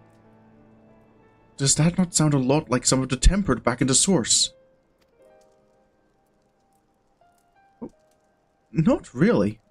It is the fate of most tempered to become slaves to primals, save in a handful of cases, or am I missing something? If I can master this technique, the art of revitalizing the soul, I know of at least one in the source who could desperately use such treatment. Wait. Gabu? Exactly. His condition is uncannily similar to Halric's, is it not? The only difference being that his soul was suffused with earth aspected ether instead of light. It follows that if his soul is subject to a similar kind of stagnation, there may be a chance we can save him, right? Forgive me, but who is this Gabu fellow of whom you speak? Well, a friend, back on the source. I see. His condition does sound similar, yet there is much more about the soul that remains unknown even to me. I say this not to discourage you, but understand. Oh, I say this not to discourage you, you understand, but to remind you that this is delicate work we do here. Work requiring patience. Of course, and as long as there is hope for the patience here, I will devote whatever time is needed to see this through. But I refuse to spend that time in idleness. If it's all the same to you, I'd like to stay here with Angelo and continue with their treatment. The two of you should return to the Crystarium with Beklug and see if you can't make some headway with their newly posited theories. I would tell you to rest first, but I see you're not to be convinced. Ah, the fire of youth. Let us return to the Crystarium then. Finally, I found you. Oh. Wait, Kaishir? Kaishir? What are you doing all the way out here? There's trouble back in Yulmore. Lady Chai's beside herself. Sighing, pacing, the whole lot. Near enough begged me to go and find you. Sighing and pacing, you say? It must be urgent. I take it I will be returning to Crystarium alone. Go on then. It's not as if I have anything for you to do. Thank you, Beglug. What could be going on? Sorry for bothering you and all that, but she says the future of Yulmore's at stake. That sounds important. Angelo was named for an Alphino's childhood pet. Oh. I can't remember hearing something about that. Maybe I just missed it or forgot about it. Whatever could be so urgent for Lady Chai to summon us thus? Well, Kaishir? Lady Chai's up in the parlor. Best not to keep her waiting, eh? Right. Guess we're back to Yulmore. You look after Halleck, Alizé. Future of Yulmore's at stake, is it? Well, do for them what you can, but keep an eye on Alphino, would you? See to it he doesn't involve himself more than is necessary. Right. I suppose if we're beginning our plan to leave the first.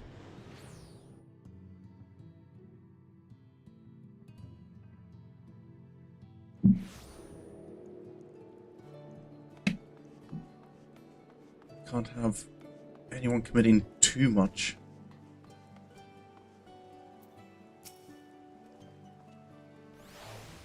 Well, naught here seems out of the ordinary, though I do not see Lady Chai anywhere.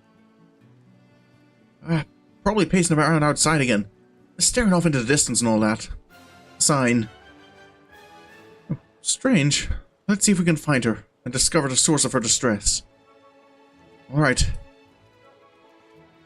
What's going on?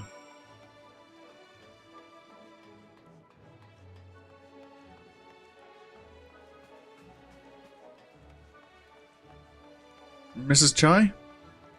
Forgot where you read that bit of lore about Angelo? Well, I wonder if it's kind of was maybe just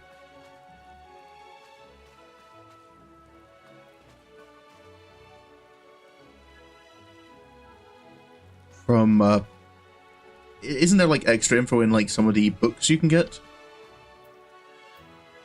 Or was it specifically like in game you think you read it?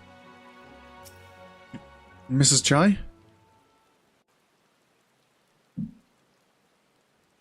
Is everything alright?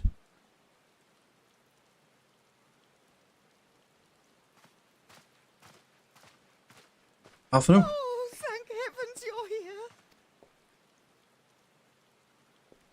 Lady Chai, whatever is the matter? I knew not where else to turn. Oh, this is all too much for my poor heart to bear alone. What's happened? Alone? What of Master Chai? That is the very reason I summoned you. He's gone. He's... What? Gone? What happened? I can't imagine him just abandoning Mrs. Chai like that. It all began after the events at Mount Golg. With Lord Vorthry out of the way, we all agreed that a new leader must be chosen. And so you held an election? Yes, well, sort of. Not a single person volunteered to stand, you see. After a lifetime of leisure, we free citizens have grown somewhat indifferent. Oh yeah, the kind of the clawed grip they always have. Life is trying enough, but to take charge of a broken city as well. No one wanted such responsibility.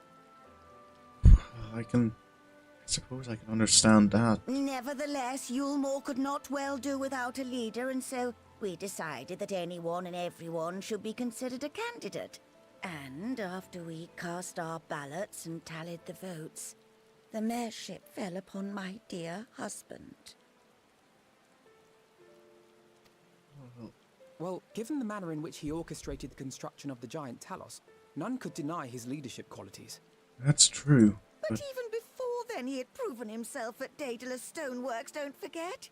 He is more than qualified for the role. It looks like they have arthritis. Yeah, it doesn't look comfortable. Indeed. I told him as much when his victory was first announced. But perhaps I was too forceful in my attempt to encourage him. For shortly after that, he vanished without a word. Mrs. Chai, that is a lot of pressure to suddenly have put on you. You believe he was so daunted by the burden of leadership that he felt compelled to flee? Please, Lady Chai, dry your eyes. Your husband does not strike me as the sort of man who would abandon his duty, much less his beloved wife. There has to be some other reason for his absence. Alphino's right. You truly think so?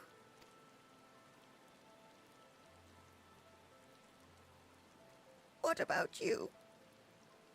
What do you think has become of my husband?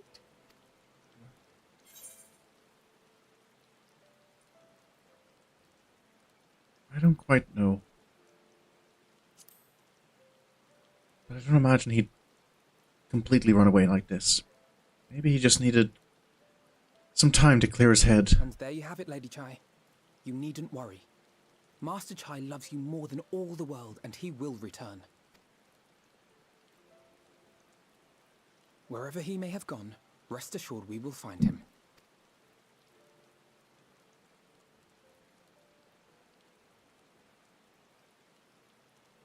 Mr. Chai loves it. That's one thing I do. Thank you, my dear boy. You have set my mind at ease. I will trust in my husband and await his return. It's something I feel you don't see... I feel I don't see enough of in games, particularly, is like positive marriages.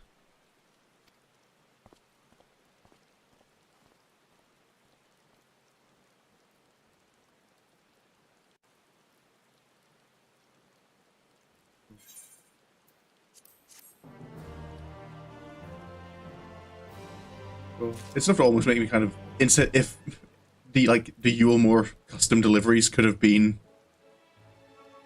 with the Chais instead of with Kaishir. Alphino? It makes no sense for Master Chai to have left without a word. But even if he had, he would not have done so unobserved. Someone here will have seen something. I'm sure of it. We should split up and inquire as to whether anyone saw him leave, or, failing that, if they have any idea where he might have gone. I will meet you at the Glory Gate to compare notes later on. Alright. Well, walking around and asking questions is back to business as usual. Master Chai. Why, yes, I spoke of him recently. Do I recall he was in a rather dour mood, concerned about Yulemore's neglect of industry, you see. With Lord Volfrey's apparently inexhaustible stores of mole, and no great need for money, it's little wonder our businesses were all but forgotten under his rule. But I assured Master Chai that the Boutique of Splendors will do all it can to contribute to the revival of trade here in Yulemore, which seemed to satisfy him. He took his leave soon after.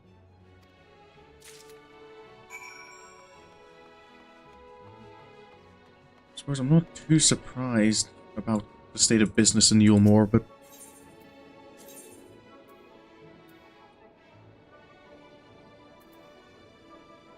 if Master Chai was asking after business, he has to have...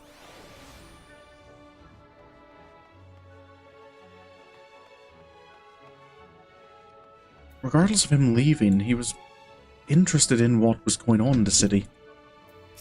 Excuse me, sir. Looking for Master Chai, are you? Is something amiss?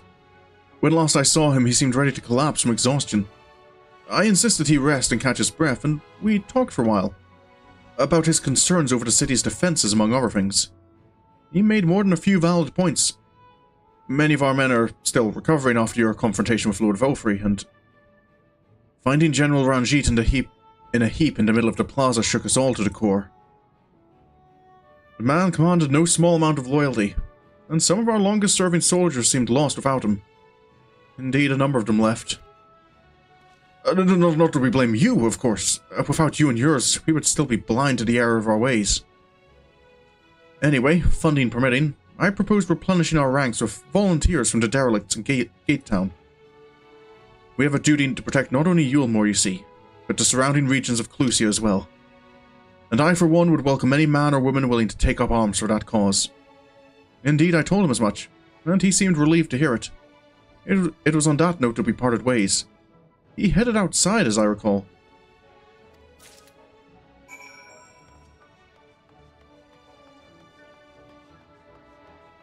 The topics that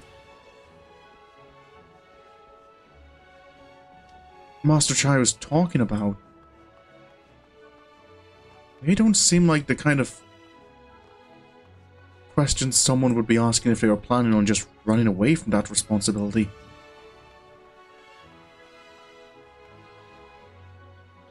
Maybe it's the opposite. He's trying to prepare himself. Excuse me, sir. Aye, I recall a man fitting that description.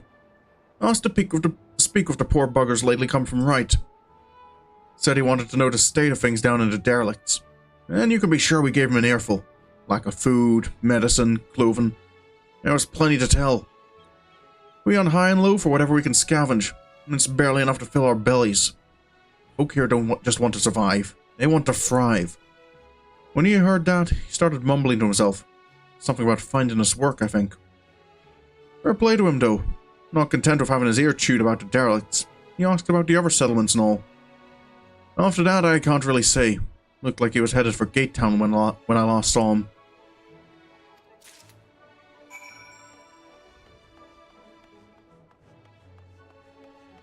That's definitely sounding like... Hello?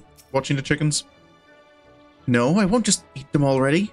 Sure, they're useless, what with not being able to lay eggs and all, but we're friends now.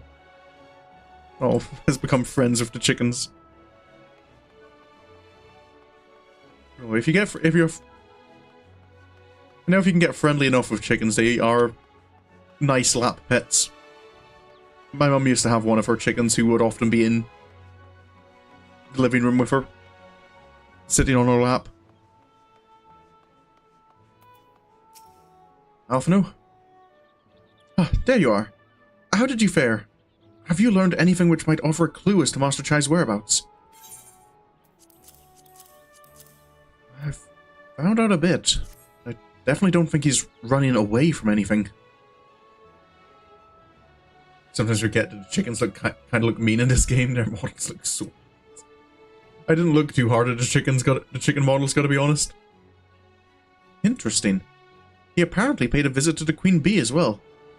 They discussed the possibility of granting admission to customers from outside Yulmore, an idea to which the proprietor was surprisingly receptive. Sounds like he's got big plans for the place. Yulmore, I mean, not the Bee. Perhaps, but the question remains, where did he go after leaving the city? I guess the best way to find out is to head out to Gate Town, see if we can pick up the trail. All we know for certain is that Master Chai has shown great concern not only for Yulmore, but its surrounding settlements. It seems logical then that, having consulted those within the city walls, he would wish to do the same to those without. Sorin, if you would go and make inquiries in Right, I shall do likewise in Stilltide. Gate Town I leave to you, Kaishir. Oh, fair enough. Where should we meet when we finished? Well, top rung would seem to me to be his most likely destination. Let us reconvene there. With any luck, one of us will have stumbled upon him by then. But if not, we will be well situated to continue our search. Alright.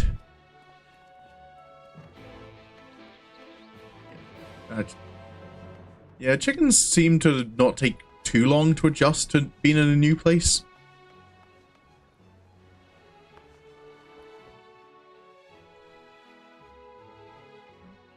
Maybe one day we'll get chickens again. If we can afford to get a proper run set up for them that's fox-proof. I don't know, because I think it was like several dozen chickens my mom lost to the local foxes.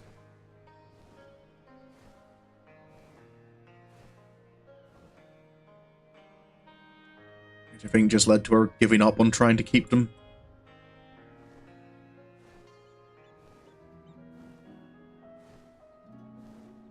Right. Hello there. No, the name doesn't ring any bells, but there was a rather dapper-looking mistal gentleman here not too long ago. He wanted to talk about relations between Wright and Yulmore. Or rather the lack of them. We lost a great many people to their promises of mole and the chance of a lavish life among the free. Volfrey fought to take even more from us, conscripting the few able-bodied men we had left to guard his paradise. I needn't tell you what happened when the Sineaters came. Such things are hard to forgive. But Volfrey's gone now, and we're curious to see what will become of Yulmore in his absence. That's what I told your friend, Chinuz, was it? And I'm sure the other said the same. Not what he wanted to hear, I suppose, because he left soon after. And that was that. Right. He did come through here.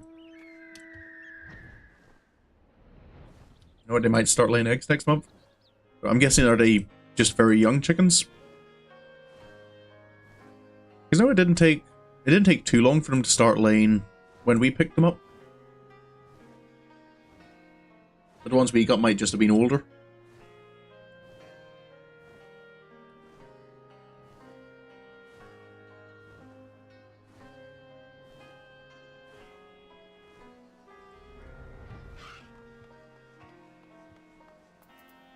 Alphino, Kaishir.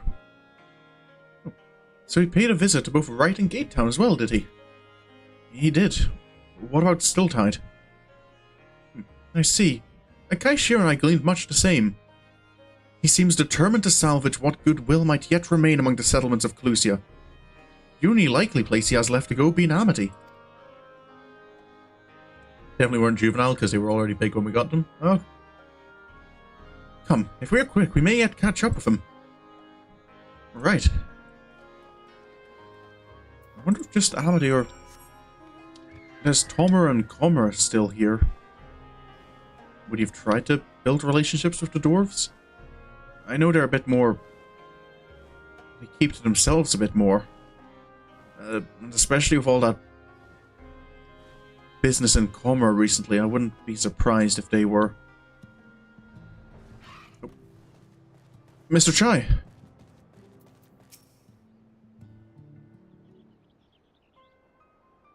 Sir?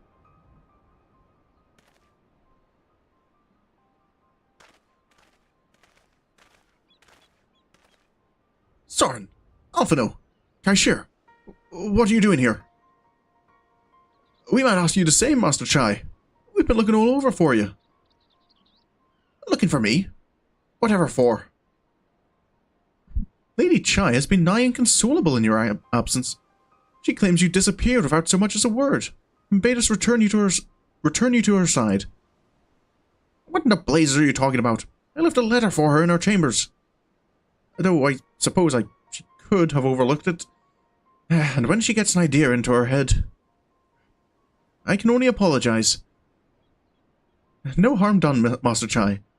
But since we are here, might I ask what compelled you to come all this way? We were told you have been elected mayor, and from what we have gathered from the nearby villages, you have been inquiring about the people's grievances. Is it safe to assume you mean to take office? Oh, now, let's not jump to conclusions. I did seek to learn about the problems faced by the people of Clusia, that much is true, but I am by no means sure I am the man to solve them. Tackling our many challenges will require resources, and until I have secured them, it would not be right to assume the role of mayor. I see. And you believe said resources can be found here? Indeed. The people's grievances are many, but in the course of my inquiries, I've already met with several individuals willing to lend their aid in addressing them. However, there remains one individual crucial to my plans. A man whose counsel might yet make a mayor of me. With respect, such forethought is, in itself, proof of your suitability. The city needs you, Master Chai, and I am certain this man of whom you speak, whoever he may be, will reach the same conclusion. For what little it is worth, we will vouch for you should he require convincing.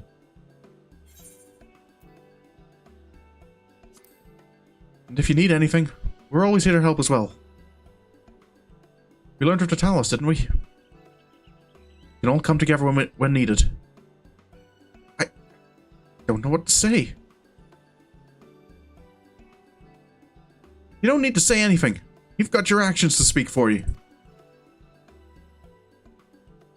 As long as I can remember, all I ever wanted was to make it into Yulmore, but that dream's gone now. Burst like a bubble. Or a boil, more like. Anyway, outside of repaying Master Alphino, I haven't had a clue what to do with myself. Spent most days in a daze. You? You've been running up and down, trying to find a way to fix this mess for everyone. And I reckon you can do it. You got this lot up to Mount Gulg, didn't you? How hard could Marin be? You're going to steer Yulmore to a better future, I know it. And I want to help. Probably help. Do something that makes a difference. I don't know what it is yet, but I'll work it out on the way. If you let me come with you, that is. You give me entirely too much credit, the lot of you. But I can't deny it gives me heart. Come then. Let us press on together. Alright. So. Thank you, Master Chai. But we mustn't get ahead of ourselves. Yulmore needs more than a man with good intentions, which is why I'm here. To find one with the experience needed to see the city thrive. Who is this man exactly, and are you certain he's here in Amity?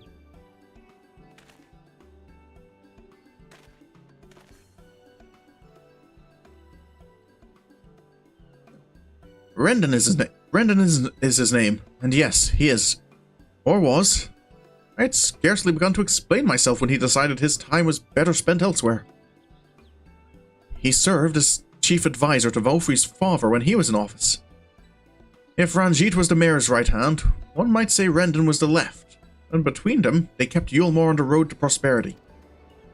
The city needs more than a mere man of business, which is why I must find him.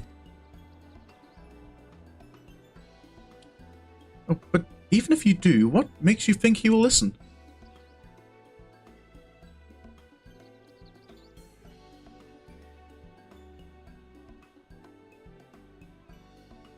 Before giving chase, might it not be wise to speak with those who know him, here in Amity?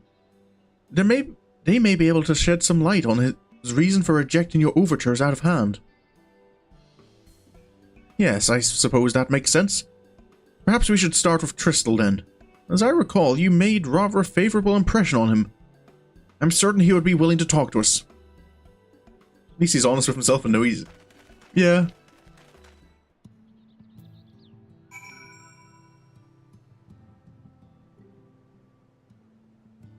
He is very much kind of... He doesn't believe it, but he does show the traits of leadership. He just needs a bit more confidence. Greetings, friend. And you too, Master Chai. I presume you're here to ask after Rendon. I couldn't help overhearing your earlier exchange. Yes, well. With Valfri gone, Yulmore wants for a leader. Should no one rise to the challenge, the city could very well collapse.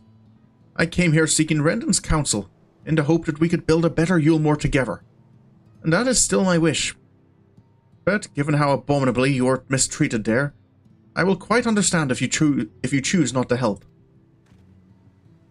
Unlike me, you wouldn't admit that you need help in struggles. Good old toxic self-reliance.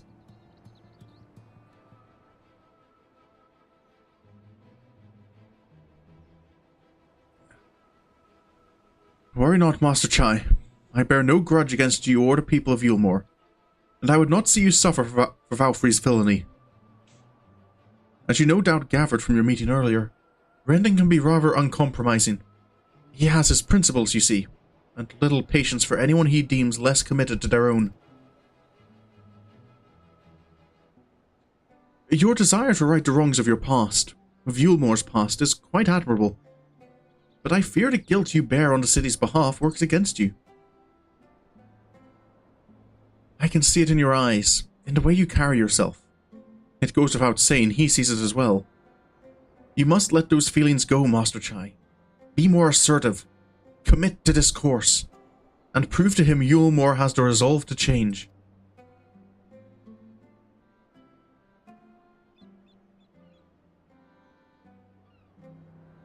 So my brain just made a really weird connection there, Moody. I don't know, self-reliance. If you take the first syllables of that, it's Seri. My brain just made that really weird connection. Resolve to change. I believe he was heading towards Pit 8 when he left. If you plan to go and speak with him, I suggest you be firm and clear in your intentions.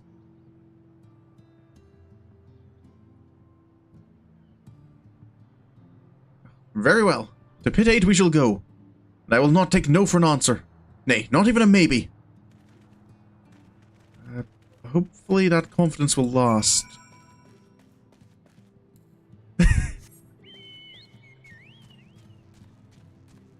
I told you it was a very random connection. My brain just kind of gave me that. Here you go.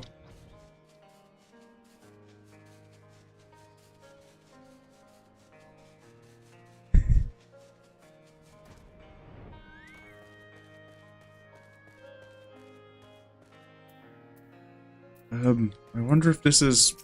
excuse me, sir.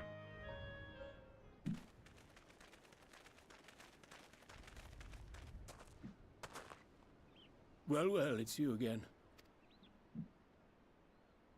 Well, I see you've invited your friends. Need them to fight your battles for you, do you? I don't choose where my brain goes, Mooney. My brain just does.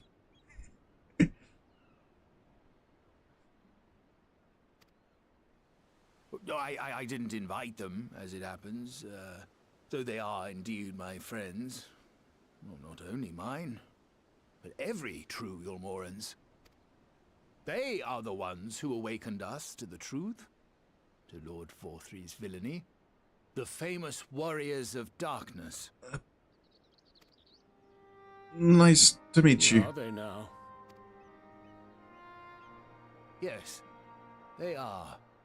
It would be no exaggeration to call them our saviors. We owe much and more to their kindness, but we cannot depend on that kindness forever. To do so would be a little different from entrusting our affairs to Lord Vorthry. Nay, we must learn to stand on our own 2 feet. And I would have them present to witness my attempt. Hear, hear, Master Chai. Your sentiments are admirable, yet admirable sentiments do not a nation make. In my capacity as advisor, I once strove to build a better Yulmore. Gave honest counsel to my superiors, drafted laws for the benefit of one and all. But in time, my values fell out of favor. There was no need for them in this paradise Vorthry was creating. And so I left my homeland behind. But you, Chai News, you were content to wallow in indolence under Vorthry's auspices. And so I cannot help but ask myself what manner of nation you intend to build. Gotta respect a guy who dresses for a job. Dress for a job you got fired from. I can offer no simple answer to that question. To be fair, I imagine it's possibly a case of, in somewhere like Amity, it's hard to come by new clothes, so he probably has... It's probably one of the few outfits he has. Because I imagine it's what he fled the city in.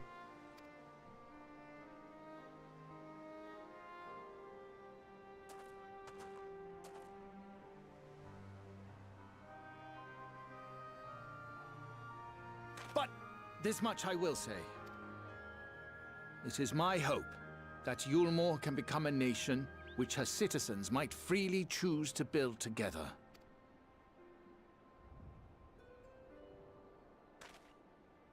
A great many people, myself included, flocked to Yulmore seeking sanctuary. The alternative being to live in fear and die in pain. It seemed an easy choice, and sanctuary we found.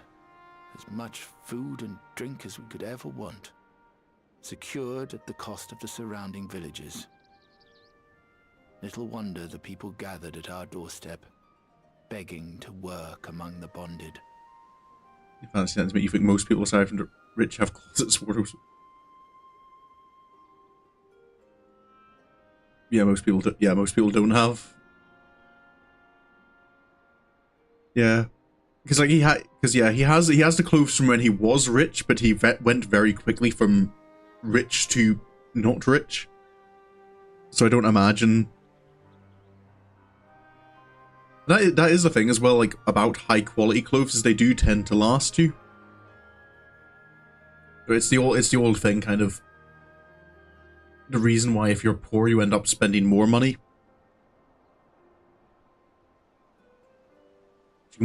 Yeah, went from rich to poverty. The free were blind to it all, of course. Content to, as you say, wallow in indolence. In ignorance. Were I mayor, I would first take stock of the city's resources and see that they were assigned equitably. Our days of reckless consumption are behind us. The distinction between free and bonded died with Vorthry. The needs of rich and poor alike must be considered if our nation is to survive. To which end I would take steps to secure channels for supplies, rekindle relations with nearby settlements, who re-establish industry, reach out to neighboring nations, and the list goes on and on.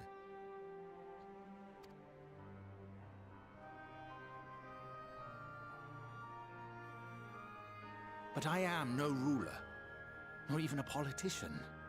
I am an entrepreneur.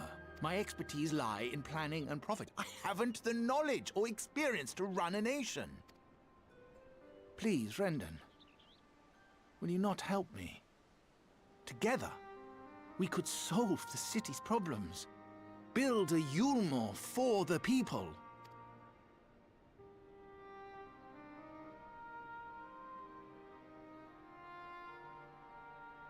A Yulmore for the people.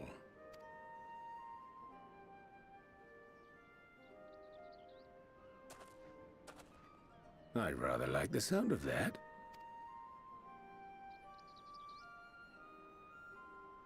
That's positive, But right? before I offer you my counsel, I would be certain of your ability to perform the duties of office. You would? You ask me to help you solve Yulmore's problems, but first I would see you solve one on your own. Accomplish that, and you will prove both to me and the people that you are a man worth following.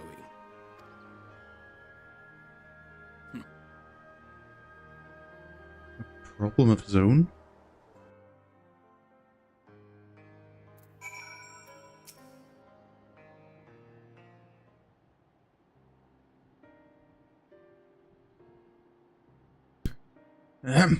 Right then. Is there a particular issue you would have me resolve? You seem to have conducted an assessment of the problems Yulmore now faces. I assume you will agree, therefore, that the matter of dwindling food stores is most pressing. Ah, yes. Mo being neither a desirable nor less sustainable option, I assume alternative foodstuffs are now required to fill the void. And a man who hungers is not like to contribute much to society, save violence, perhaps. So tell me, how do you propose to solve this problem? Give me a satisfactory answer, and I will consider offering you my counsel.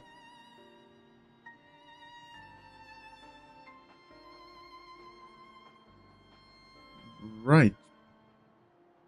Finding food for Yulmore.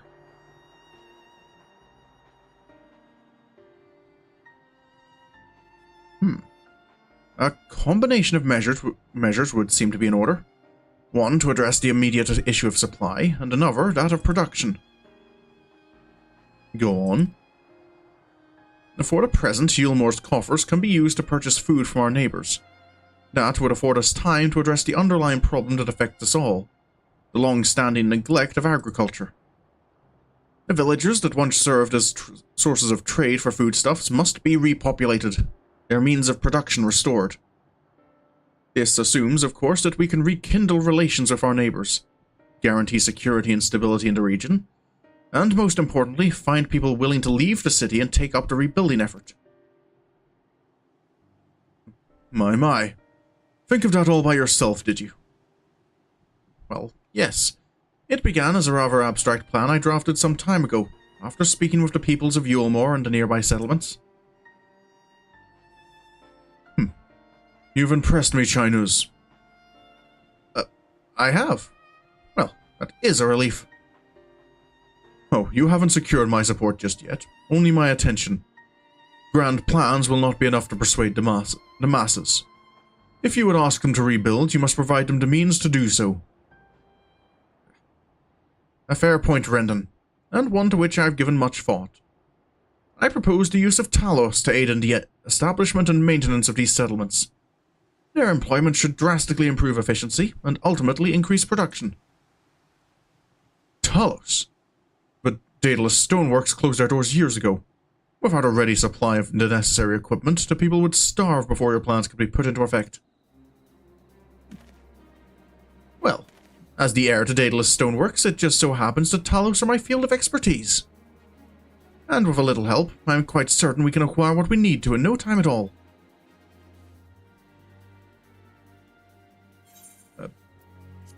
Is this a point where we come into it?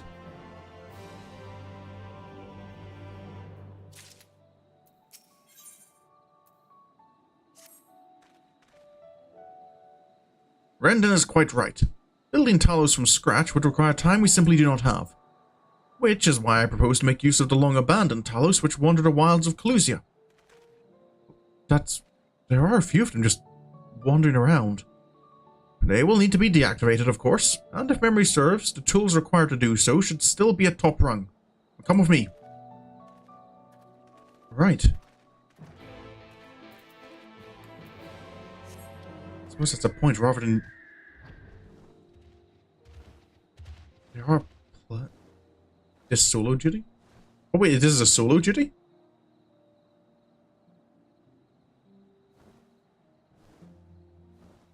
I do not remember this duty at all. I thought this would be a case of just one of those fight these enemies and use an item on them when they're at low health.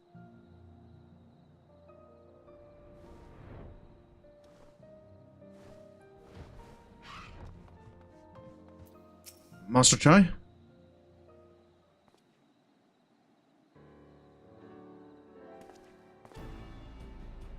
Aha! The old memory hasn't let me down. This chest contains canisters filled with a dashingly potent insulating powder, capable of halting the flow of ether and Talos. We need only get within throwing distance of one and let fly. Thus disabling them without damaging them. Ingenious. An old trick of the trade, nothing more. Once disabled, it should be a simple enough matter to get them to march to Yulmore. More extensive repairs can wait. Ordinarily, this is where I would ask you to run along and do the deed. But as I've said before, it's high time we learn to stand on our own 2 feet. Thankfully, throwing canisters is something even I should be able to manage.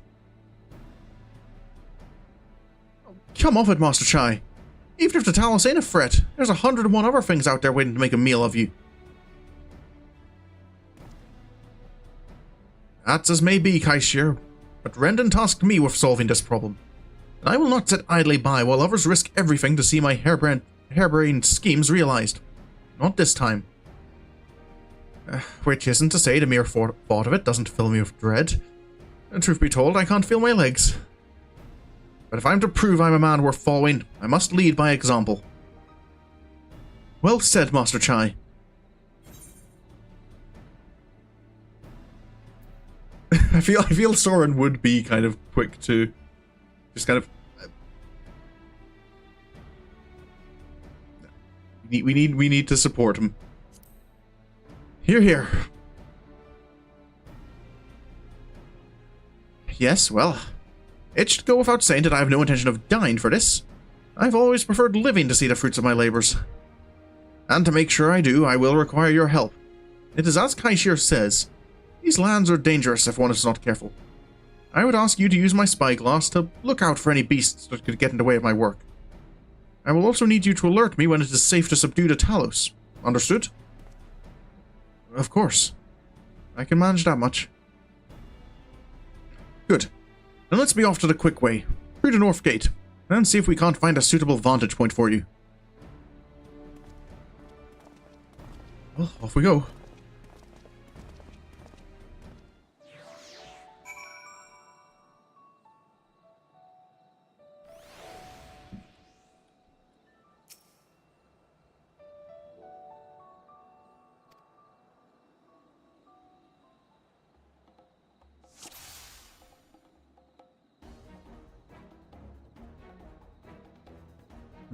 Okay, maybe if I wait for it to turn around? There you go.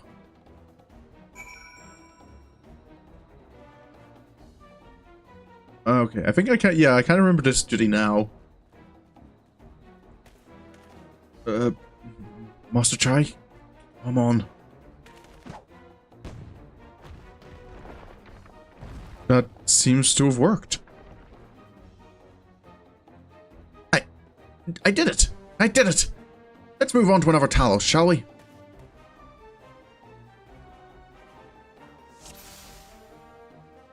A couple of Hulu here as well.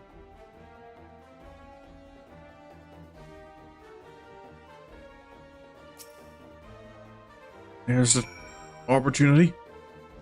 I would not trust him with like the Hulu still being that close.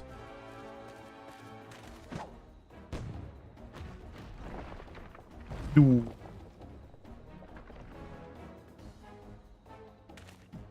I do believe I'm getting the hang of this.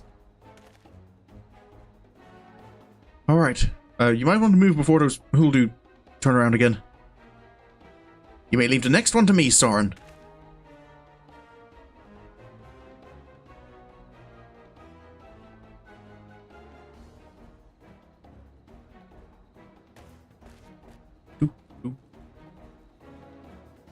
Oh.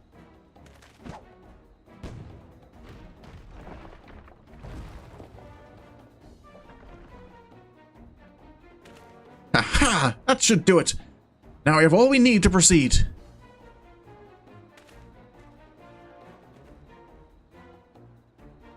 You gotta take your car in for maintenance. Well, I don't think I think there's only 1 or 2 quests left in the patch, and then I'll probably be doing the. I'll see if I can do the weekly one up at Comra. Oh, there we go.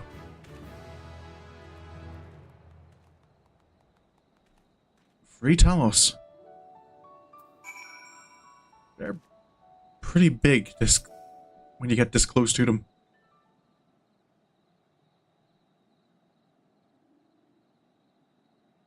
I can scarcely believe it.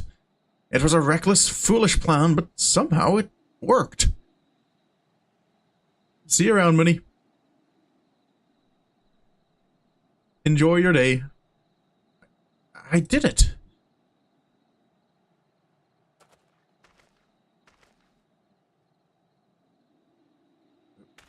Rendon? Master Chai, I believe I owe you an apology. Your plan to replenish Yulmore's food stores showed forethought and sound judgment. Once more, it's plain your time at Daedalus Stoneworks has equipped you to lead, as evidenced by the extraordinary company you keep. You, sir, are more than qualified to be the next mayor of Yulmore. I thank you for your vote of confidence, but the fact remains I am wholly ignorant of the world of politics. Which is why I would ask you to join me, and grant Yulmore the benefit of your counsel. I would be honored. When the people behold these Talos, I have no doubt they will lend you their support. It would seem Yulmore's leadership is at last in capable hands. Would you not agree? Definitely seems like it. We should probably be getting back soon, Master Chai. After you've tinkered with the Talos and all that. Lady Chai's worried sick. Well, let's get them down the ladder.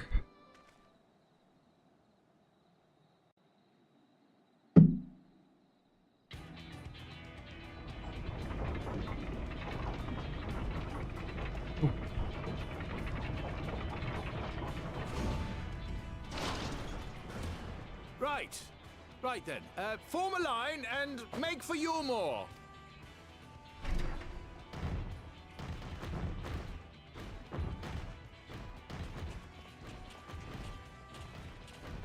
At least they all seem perfectly operational. There's probably repairs and such needed that, well, I don't understand, but otherwise things are looking pretty good for them.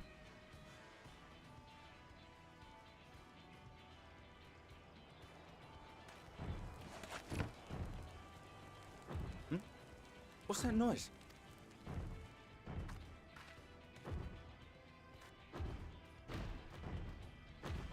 Wicked White!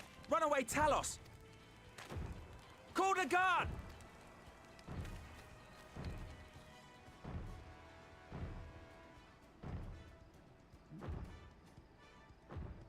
A little bit of a misunderstanding.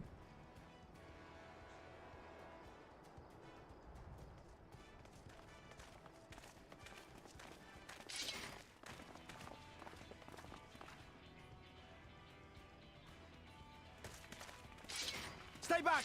All of you!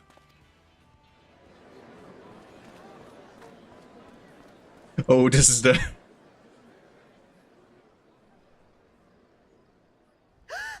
that...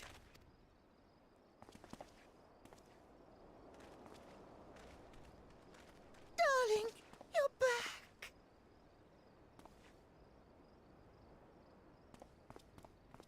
Oh. But of course I'm back. You didn't see... Dearest, I can't...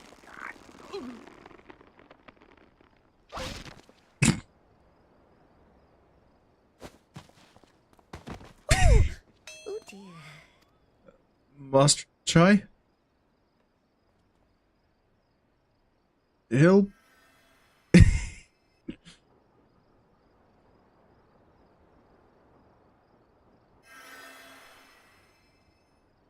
Oh, thank you. I'm sorry, my darling. It's just the sight of you filled me with such joy, I couldn't help myself. Oh, no, it's all right, dear. I should have just come out and said what it was I was intending, instead of entrusting the task to a hastily scribbled letter. Does that mean you'll do it?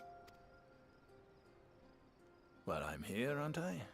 I mean, not that my absence signified any unwillingness, you understand? Oh, no, naught could be further from the truth. I only left to enlist the aid of the former mayor's senior advisor. And now that I have it, I believe I am ready to take office. Oh, how wonderful!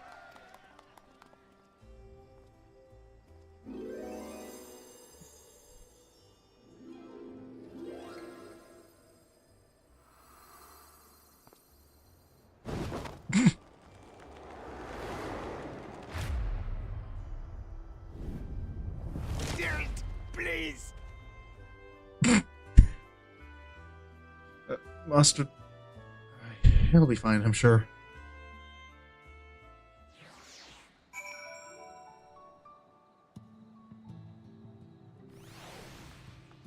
Master Chai? I'm fine.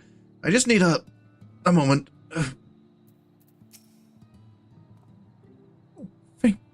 Thank you again for finding my husband. I confess I was not expecting your return to be quite so grand. Oh, that dear, sweet man. He's going to make the most wonderful mayor. I just know it. I'm sure he will, Mrs. Chai.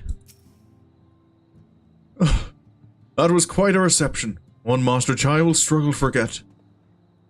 More seriously, the arrival of the Talos has seized the public's attention. Once word has spread around Yulmore, it'll be that much simpler to gather one and all so that Master Chai can make his inaugural address. Right. Master Chai, how are you feeling? No need to fret, Sorin. I've never felt better. And not at all overawed by the prospect of addressing the assembled masses of Yulmore. As for where to do it, if we're to accommodate everyone who might feasibly wish to attend, I suppose the only place large enough would be the Emergent. Then I will go and spread word among the citizens, both free and bonded, that they are to assemble there to meet their new mayor. You there, Kaishir, was it? Would you go and inform the residents of Gate Town and the derelicts? Of course I will. Good lad. I will let the guards know not to bar the way to Valfrey's chambers. It goes without saying that I expect the Warrior of Darkness to attend, assuming he's available. Might as well see it through to the bitter end, eh? The doorman at the Crown Lift will show you up.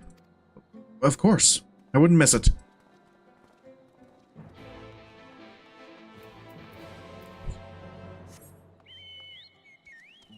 This will be the start of a new chapter for Yulmore.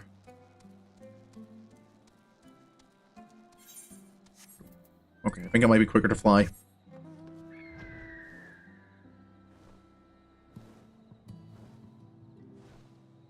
The gate isn't quite as close as I remembered it being.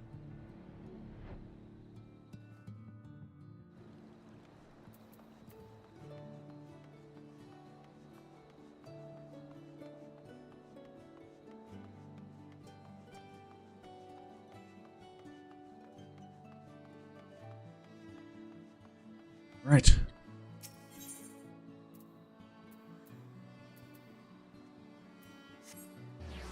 Hopefully the people of Yulmore will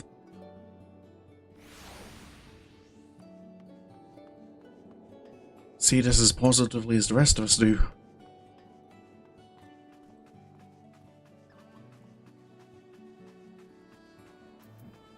Sir?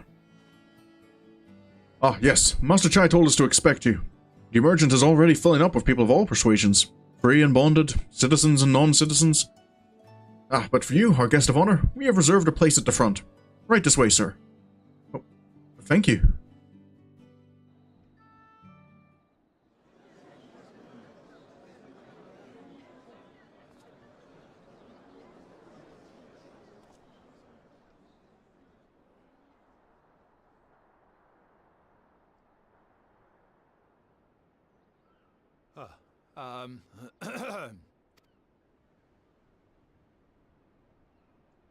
Come on, Mr. Chai. Go on, dear. You've got this.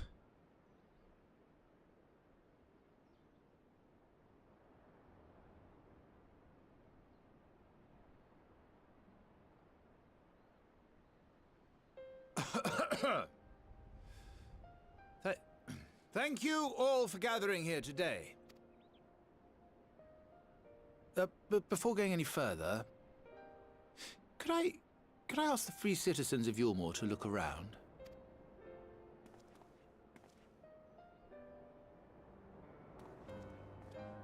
Tis a sight none of us would ever have seen under Lord Forthry's rule. Not only do we stand in the familiar presence of those we once called the Bonded, but today we welcome the peoples of the Derelicts and Gate Town too. Today we welcome the Warriors of Darkness, come to bear witness to Yulmore's new beginning.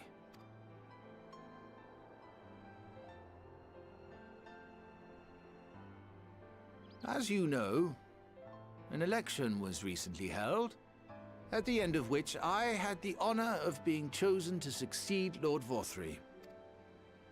You place great faith in me, and I promise to do my utmost to live up to your expectations, and I will seek always to carry out the duties of this office with integrity and fairness.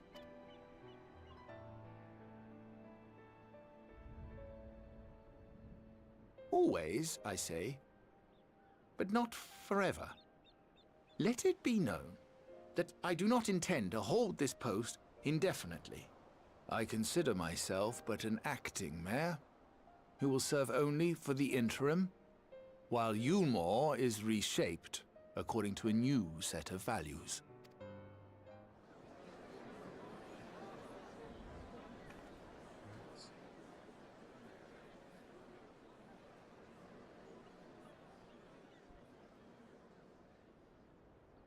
No longer can we think of ourselves as divided, as the free and the bonded, citizens and non-citizens.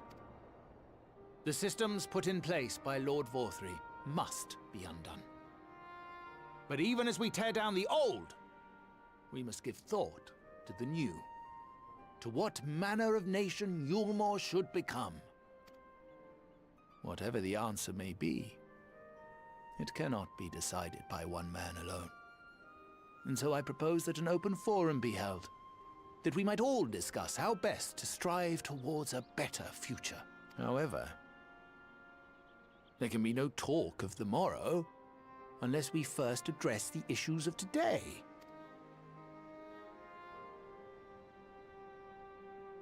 Securing new sources of food, rebuilding relations with our neighbors, re-establishing industry. There is much and more that needs to be done.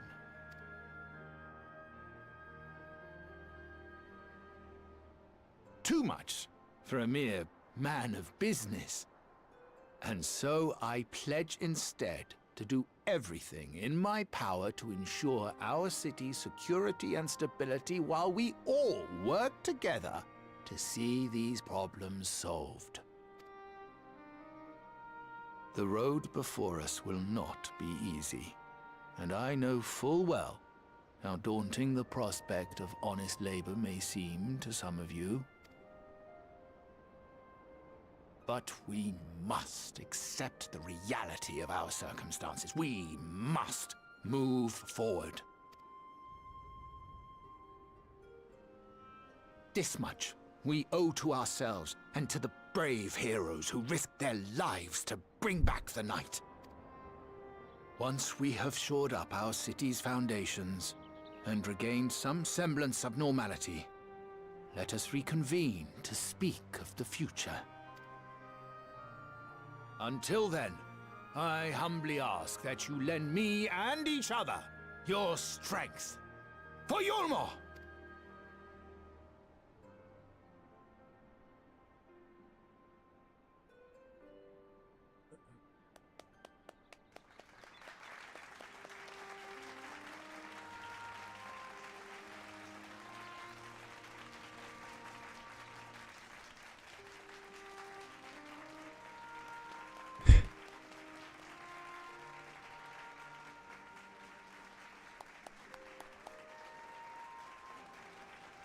Gilmore's in good hands.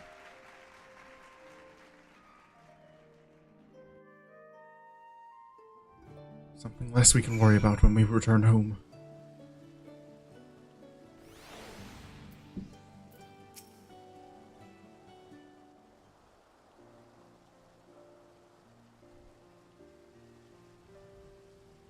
That was a fine speech, Master Chai. I believe your words stirred every soul in attendance. Stirred them to action, I hope. If I have learned anything from all of this, it is that change begins with the individual. It is but a matter of finding the strength to take the first step.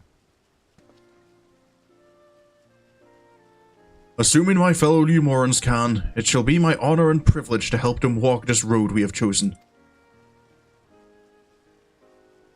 But we must not forget the individuals who made all these changes possible.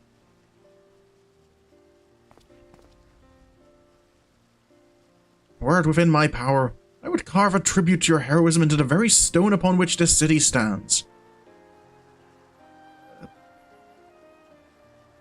I appreciate the thought. I hate to object to change the subject, darling, but now that you have officially taken office, have you given any thought to your mayoral seat?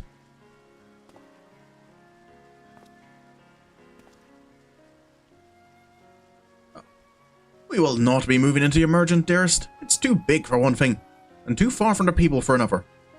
We will retain our current residence, and I will govern here in the parlor. Oh, I was hoping you would say that. I much prefer the view from the parlor. Begging your pardon, Master Chai, but have you got time for a word? That's... yes, of course.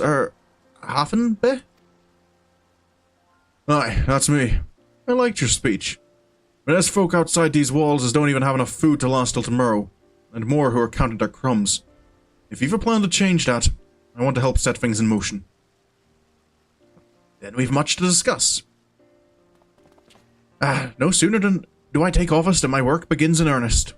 Well, I suppose I brought it upon myself. Thank you again for your help, Sorin. I hope to see you again before long. I'm sure you will, Mr. Chai. Look after Yulmore.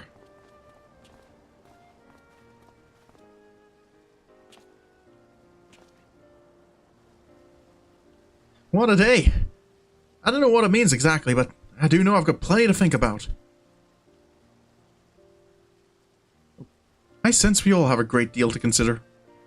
I had resolved to remain here until such a time as Yulmore's future was secured, but it is clear to me now that the city is in capable hands.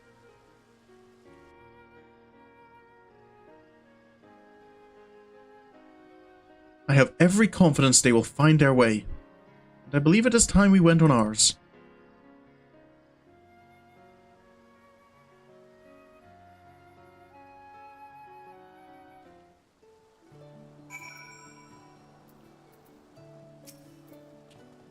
It's been nice seeing you again, Kaishir. So, Alphino's leaving too, is he? Seems like everyone's moving on. Everything's changing. I've been thinking about what I should do in all this. Like I told you, I spent most of my life dreaming about living here with my friends. In paradise. That paradise is gone, but something better has taken its place. And I reckon I want to be a part of it. This Yulmore for the people Master Chai's been going on about ain't gonna build itself after all. Not that I'm much of a builder. Me and my friends will find a way to make a difference, though. Help keep things changing for the better. A far nobler dream than one to which you clung before. And one I am happy to say we share. Whatever path you choose, I will pray for your success. Well, when you put it like that, there's no going back now, is there? We've got a few ideas on how we can do our bit. Just a matter of taking the first step. Right. Well, Alphino, I imagine we should be getting back to the Crystarium.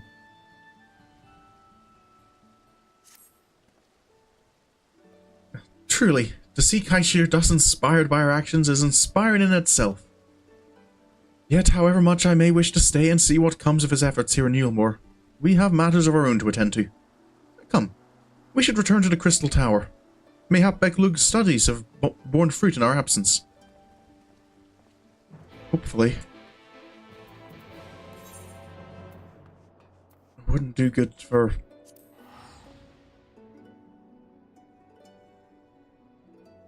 We still need to save the others.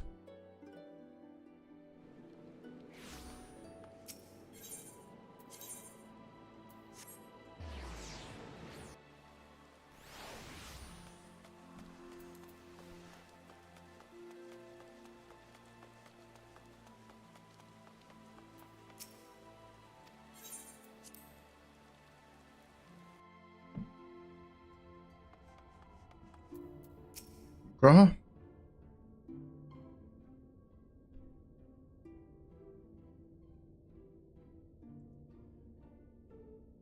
Welcome back.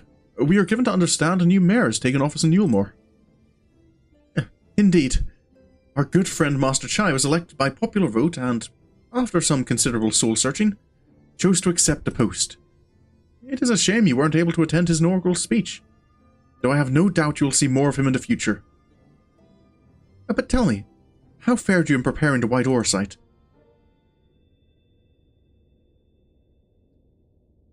Our work did not proceed quite as expected. In your absence, we had a frank discussion on the principles of soul transference, and concluded at length that White Oversight was ill-suited for our purposes. But, Urianger, did you not say that, compared to the massy soul of an Ascian, the stone could house one of ours with ease?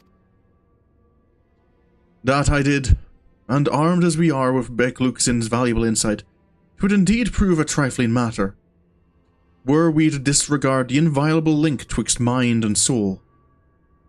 A link which would, we did belatedly realize, be weakened most perilously in the process of rendering our souls dormant, as Oversight doth require.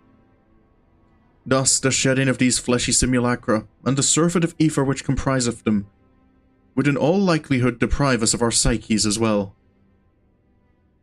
It would theoretically be possible to channel your minds into the Oversight instead, but we would more than likely sacrifice your souls in the process. Which is why we have abandoned that plan, and instead devoted our time to finding a means by which mind and soul might be transported together. Then we are no closer to a solution than when we first began. It is a vexing conundrum indeed, but one for which the Crystal Exarch has posited a most intriguing solution. When our discussions turned to the transference of memories into psyche, I could not help but be reminded of a technique with which I have personal experience. Sorin, do you recall what we learned of my eyes from our encounter with Doga Anune? I speak of the royal eye of the Allegan imperial line, gifted to my forebears through the blood and memories of the ancient Allegans.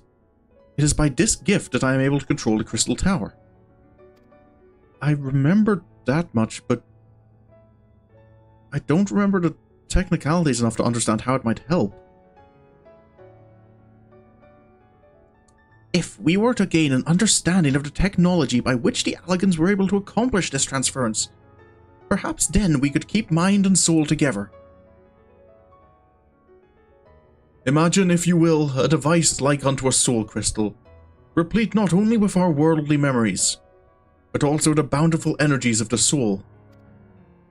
Soul, right. That is our current avenue of investigation, and we will follow it wheresoever it leads. Well, it's something.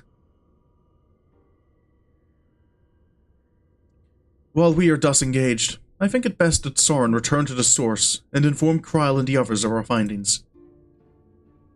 Agreed. I imagine Tataru will be relieved to hear we've made progress of a sort.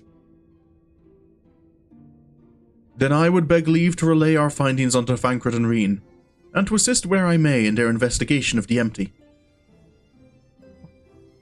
Yes, please do. Should we have need of your counsel, we will not hesitate to summon you. Alright, I'll see you around, Urianger. Let Thancred and Reen know I say hi. Give our regards to Tataru, won't you? Of course. Well, back I go.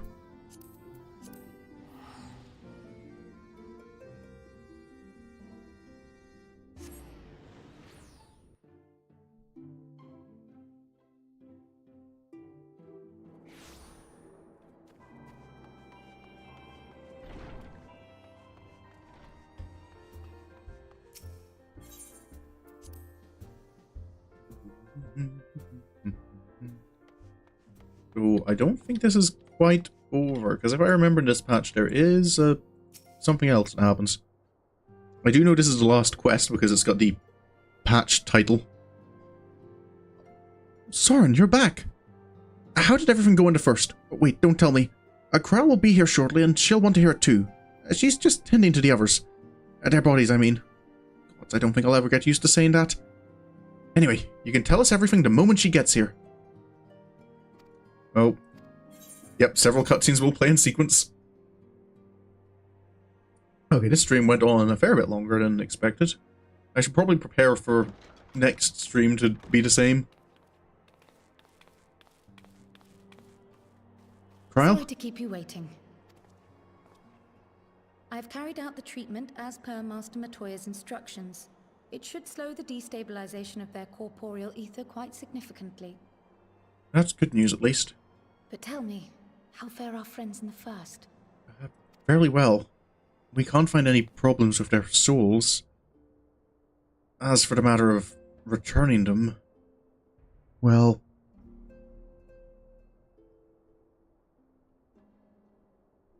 So this Becklug's the first to lead an authority on soulcraft, are they? Sounds promising. And Urianger's proffered solution of white auracite is rather ingenious now that I think of it. Well, while they press on with their preparations, you may rest assured we will continue to do our part here.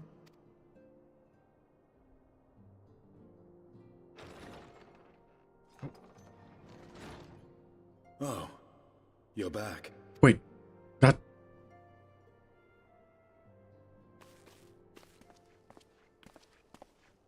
Estinian? God, how long has it been? And none the worse for wear, I see. It's good to see you too. Estinian! Oh, thank the gods! We've been worried sick.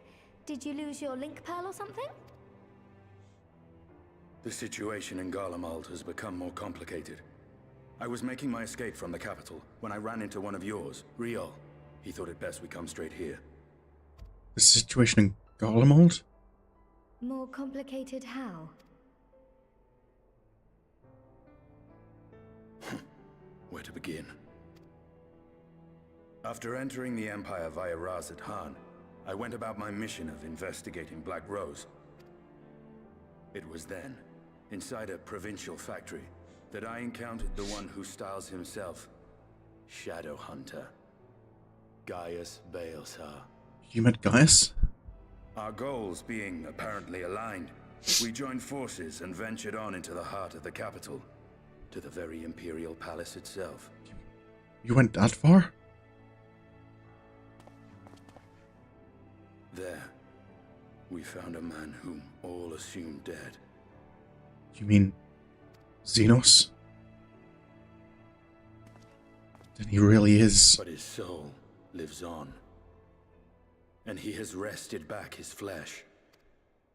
Xenos ye Galvus. He really is. Nor did the surprises end there, for no sooner had we arrived than he murdered his sire in cold blood. The Emperor is dead. This sent Gaius into a rage, and he charged in, blade drawn. The Emperor is... Hold up, Estinian. I think I might... find out myself.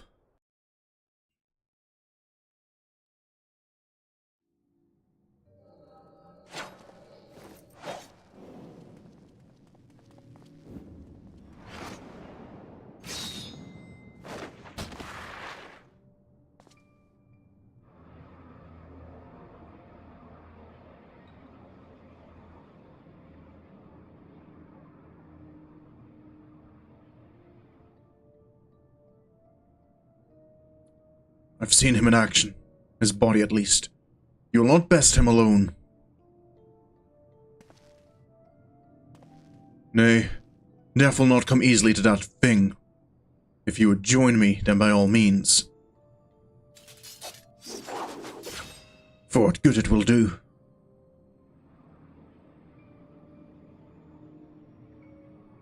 The Black Wolf and the Azure Dragoon.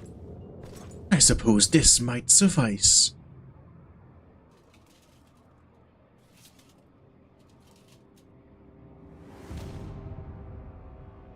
Come then.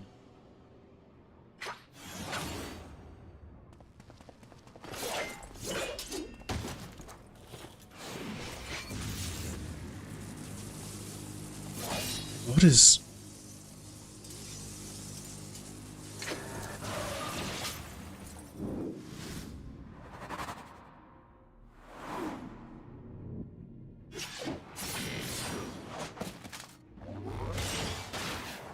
Oh, good cutscene to drop in on. Yep. Made it just in time for Estinian returning to the main story.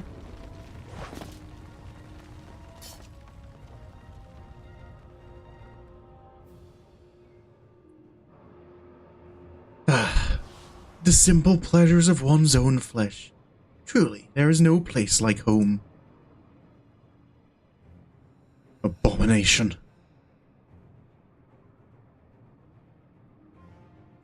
Whatever he is, Sorin was barely a match for him. If we stay here much longer... Emperor Varus, your Radiance, are you alright? We may wear out our welcome.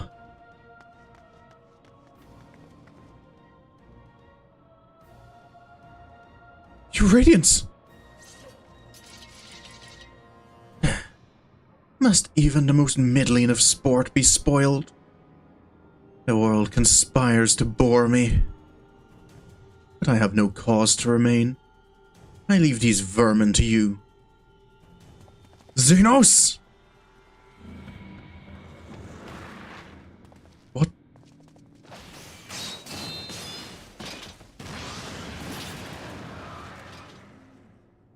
Well, any bright ideas?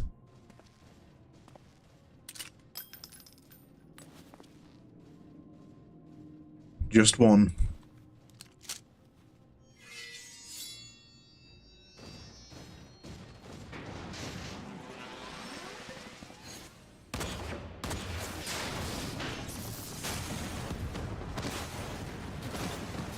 Get.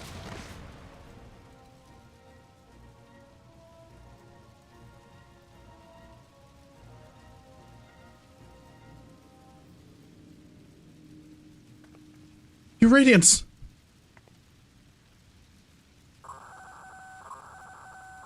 The intruders have taken flight. I repeat, the intruders have taken flight. Deploy all available Magitech armor. We cannot let them escape.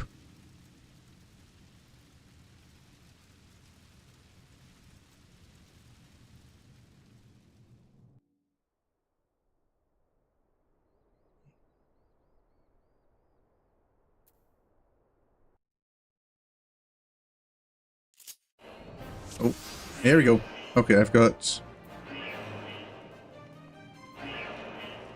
dive and okay, very simple setup.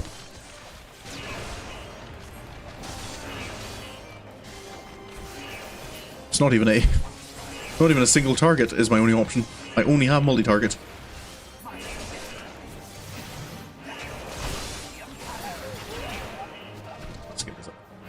Seems there's no turning back.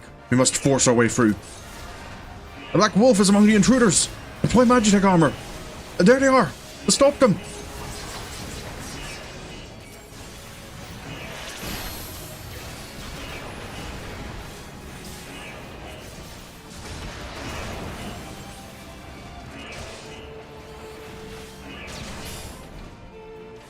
Let's keep moving. Hello, Magitech Scorpion. Oh, there's no end to them. Oh, hello, Slashers. You won't escape, Gaius Balezar. You will pay for your crimes, traitor. I was wondering when the Imperial Guard would appear. Focus on the Magitech armor first. Working on it.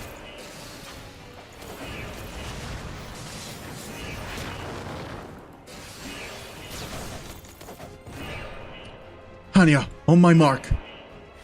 I think not. Damn it. This way, quickly. Oh, do I have permanent sprint?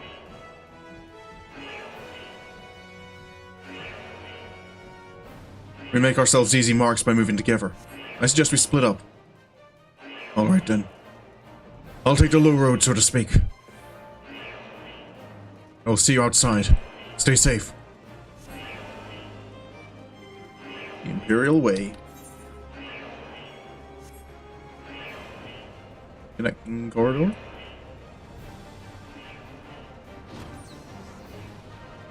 Principal dynamics.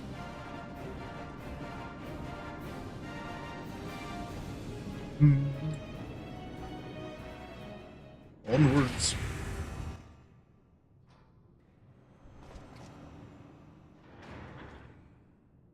Well, someone's been busy.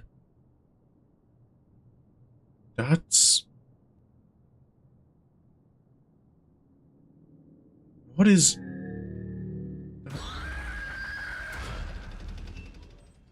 The ultimate weapon?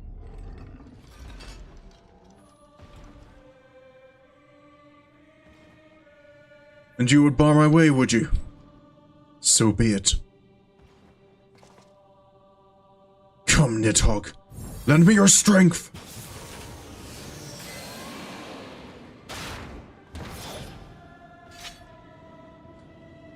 It's only just kind of clicked with me that...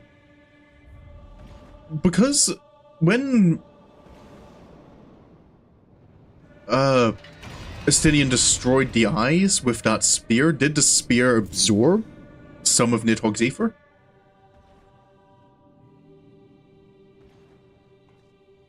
It seems we've been afforded an impromptu field test. Ready all battle data and begin test sequence 2.0. Okay, so now I have an attack, a damage over time attack, an AoE attack,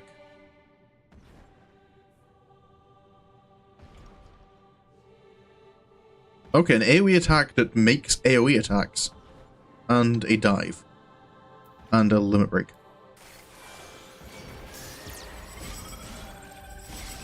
Initiating synthetic Aurosite system. All systems now fully functional.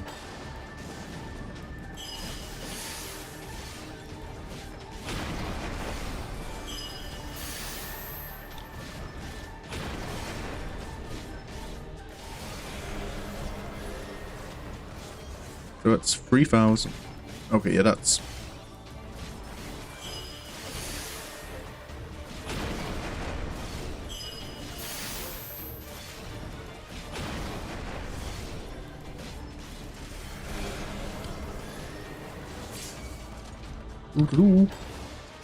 We haven't much time. I said ready to battle data, damn you. Now loading data sample 14.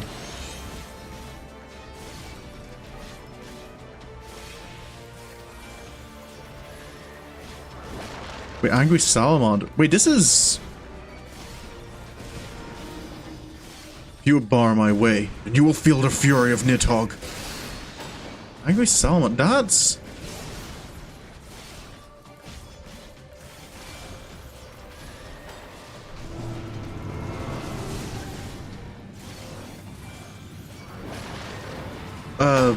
What's her name?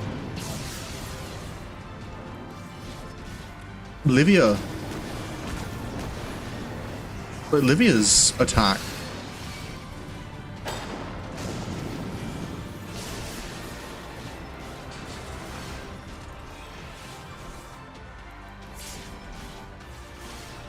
It's not working. Ready another sample. And one taken from Casper Urbania. Now loading data sample 12. That's the elemental guy. Still angry salamander.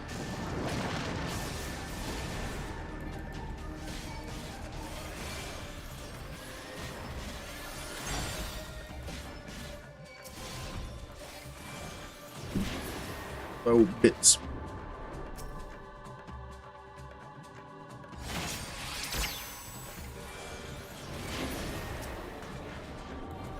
I'd break these. Excuse me. I want to break all the bits. Especially if they're self-detonating.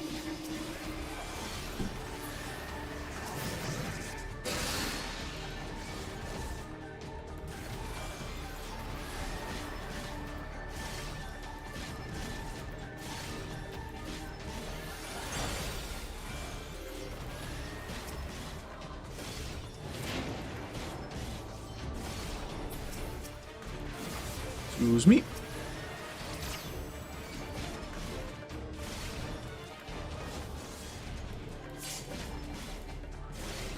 Increase generator output to maximum.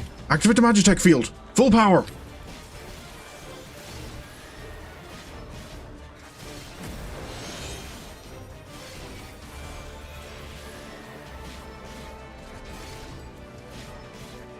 It works! It works! Arc Ultimate is unstoppable! Unstoppable.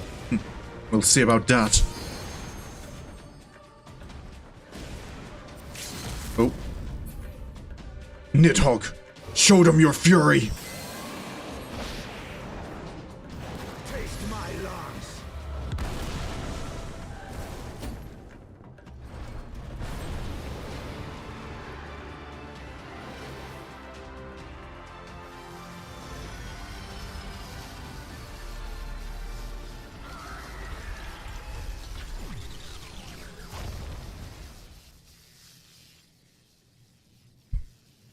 Trying to rebuild the Ultima weapon?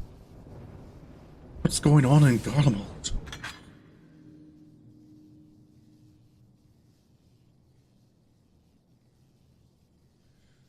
Guardians, Narashina. Now, where are you guys?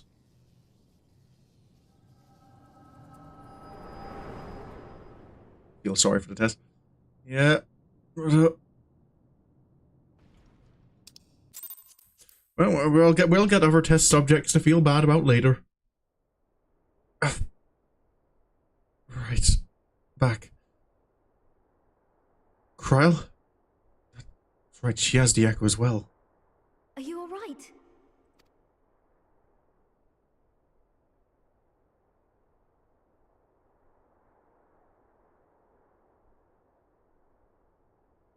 We're all good. Peer into my past, did you? Sorry about that. What was all that I saw? Well, I didn't quite relive the experience as you did, but I bore witness to it all. I'm still not sure what I think of this gift of yours. But no matter. Our confrontation was cut short when the Imperial Guard arrived. It was then that Xenos took his leave, citing boredom. To think their research into the Echo could bear such fruit. Escaping death, jumping from one body to the next, and returning to his own after all this time. He is an Ascian in all but name. Maybe now's not the time to explain what we learned. No more than a hero traversing the rift between worlds. I suppose. My concerns are far more prosaic. With the Emperor dead and the Crown Prince missing, the Empire is in disarray. I'm not surprised. Until order is restored, assuming it even possible, we needn't fear an Imperial reprisal. And for reasons of his own, Xenos took it upon himself to rid the world of Black Rose. Xenos Riol did? has already gone to apprise the Alliance leaders of these developments. We may leave the matter in their hands for now. For now. But for how long? Then perhaps we have seen the last of the fighting at Gimlet. Though, if it comes to civil war, I cannot help but fear for the provinces. Right. Ah, I'd nearly forgotten to ask. What became of Gaius? Did he not escape with you? That he did, but we parted ways shortly after leaving Garlemald. He claimed another threat had arisen which demanded his attention. He didn't elaborate, but the absence of some device or other in the capital gave him reason to believe they're planning something. Lest you worry, I believe he has well and truly shed the Black Wolf's pelt. Conquest is no longer his objective. We may safely leave him to his own devices. Well, if you say so, I think I'll trust that. Well, it's nice to have one less foe to worry about, even if we do have a mysterious new threat to look out for instead. Speaking of which, I'll see that Riol and Al Shinobi are made aware. Though we still know next to nothing, it can't hurt to be vigilant. That it can't. Well then, with Black Rose nipped in the bud, I believe I've fulfilled my part of the bargain.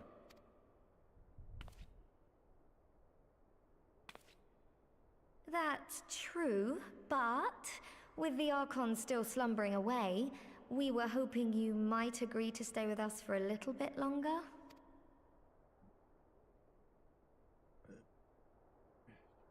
Sorry, but I'm not inclined to extend my contract. Gaius isn't the only one with business to attend to. Fair enough.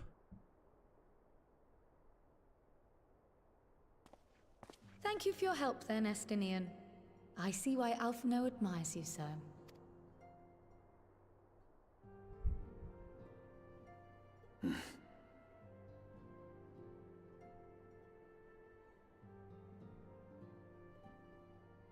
Farewell, my friend. See that you don't make a habit of dozing off in battle.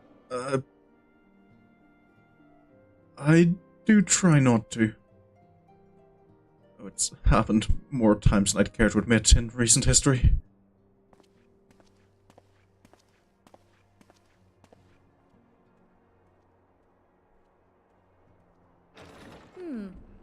I suppose we should all be getting on then.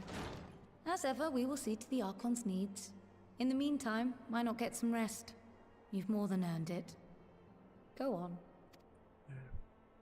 I think I will. Thank you.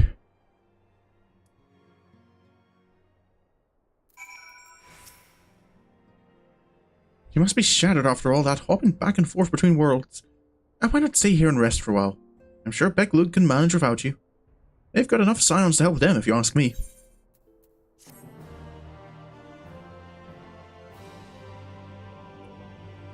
Oh.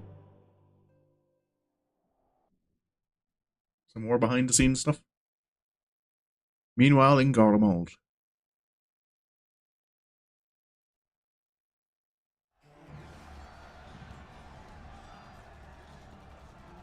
Hasn't taken long for the fighting to break out. Traitors! You would dare deny Lord Nerva the throne! Ah!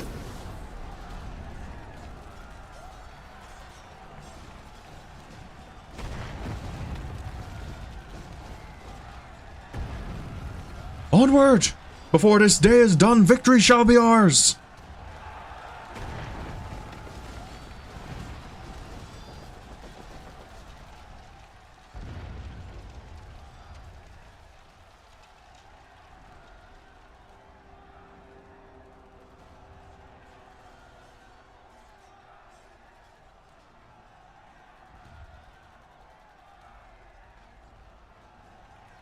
Boring, boring, boring. Do you think? I find it amusing. Like dogs herding cattle to the slaughterhouse.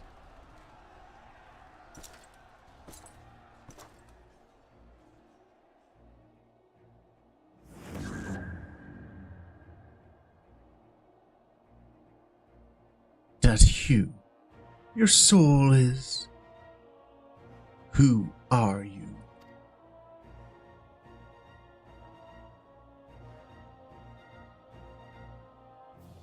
Before your majesty, I am but another dog, lost in want of a new master.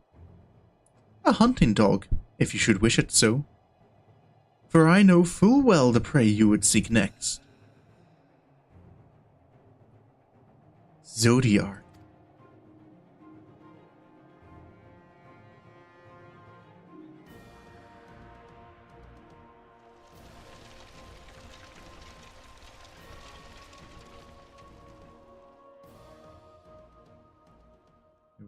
The build-up begins. Meanwhile, in Yulmore in the First.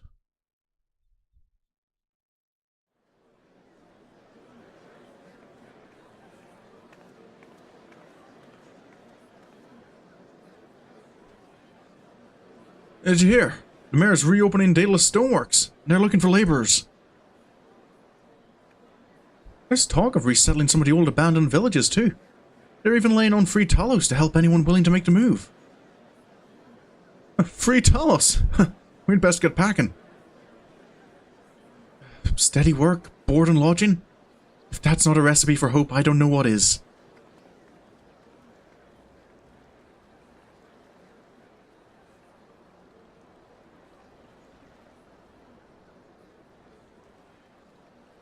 Hope.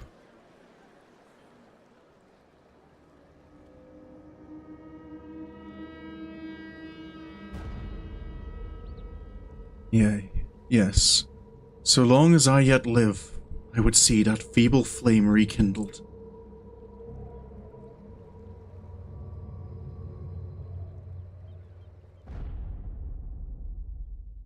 It is my destiny to see our dream fulfilled.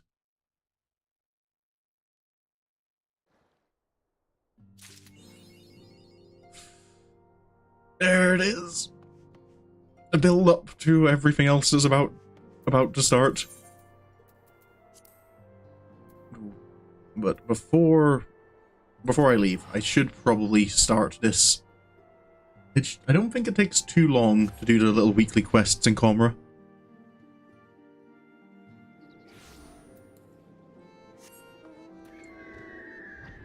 Before I take a break, stopping by the area reminded me that maybe I should check in.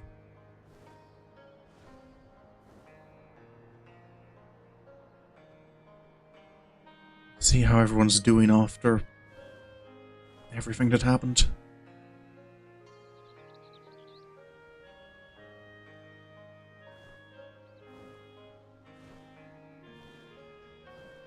I did agree to offer what help I could with the rebuilding after all.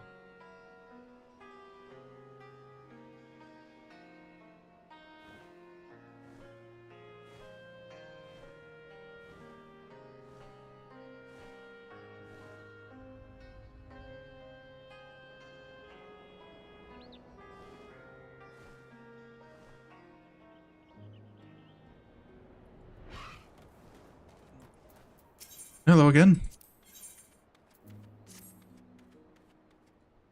ready to go to your doom?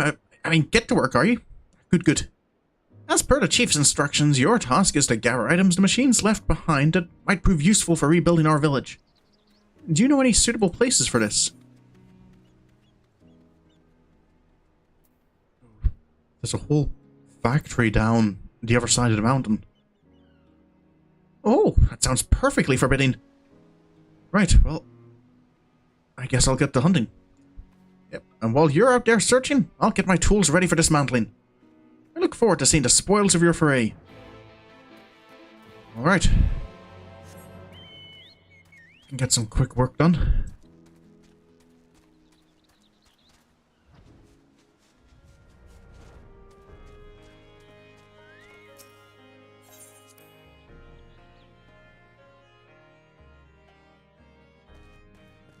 I can't remember how many weekly quests there are in this, but it would be nice to kind of get this finished up before Endwalker. So hopefully that's doable for me. Proceed.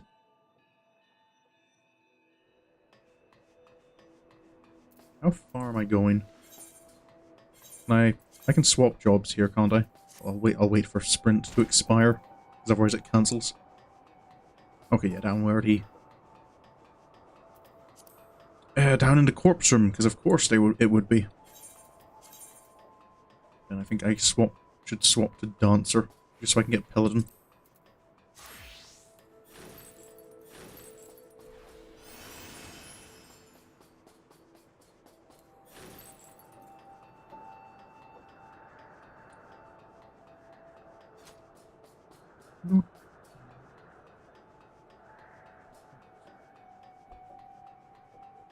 The warehouses down there always seem to have plenty of scrap that could be used.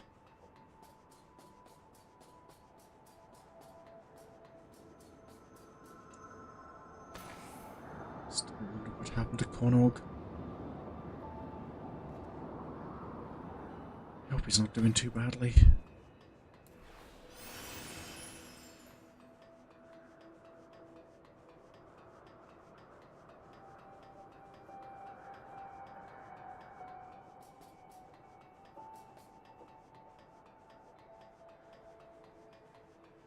Right, well,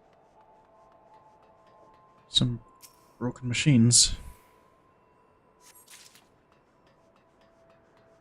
Let's see what I can't gather up.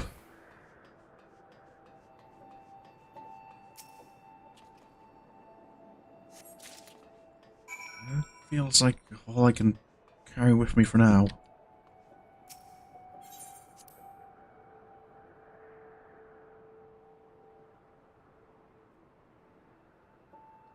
Let's head back, see if this can't be put to good use.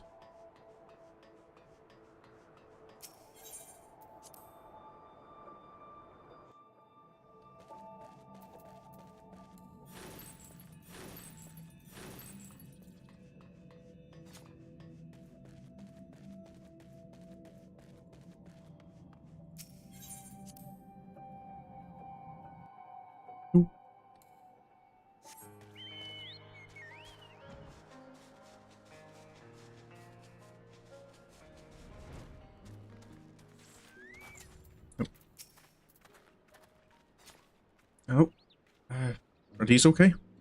Oh, I'll drench my beard. I've never seen anything like this. It's not going to suddenly spring to life and strangle me, is it?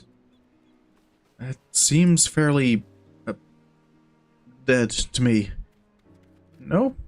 Well, if you're sure, I'll set about studying it at once. Oh, I should mention that the chief was looking for you. Seems he has news to share. It's something dreadful, I shouldn't doubt. I hope not. It's been enough bad news recently.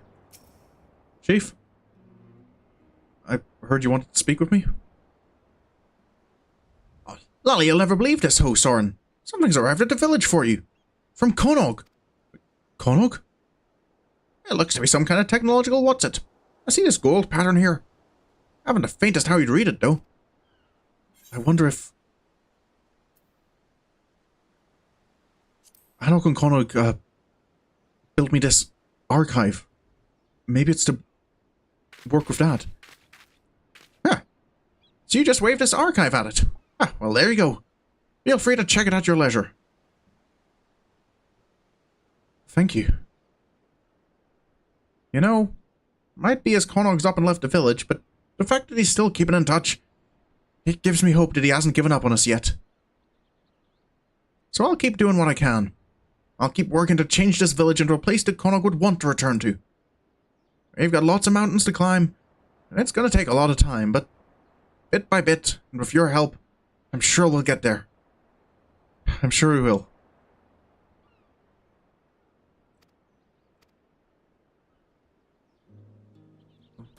Let's have a...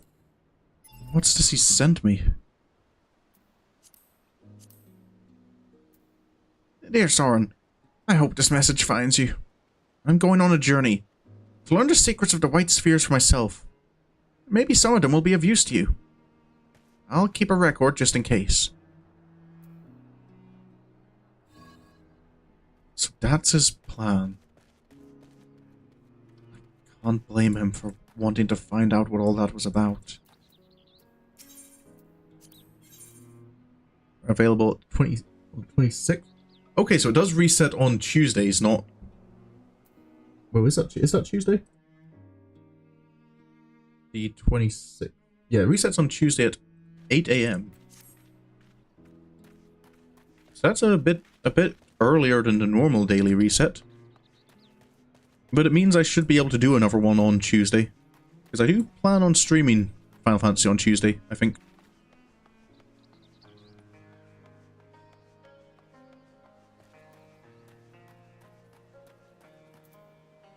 Oh, that's the first message. But with all that said, it's been a long stream, but that's where I'm going to be finished up. The first patch down.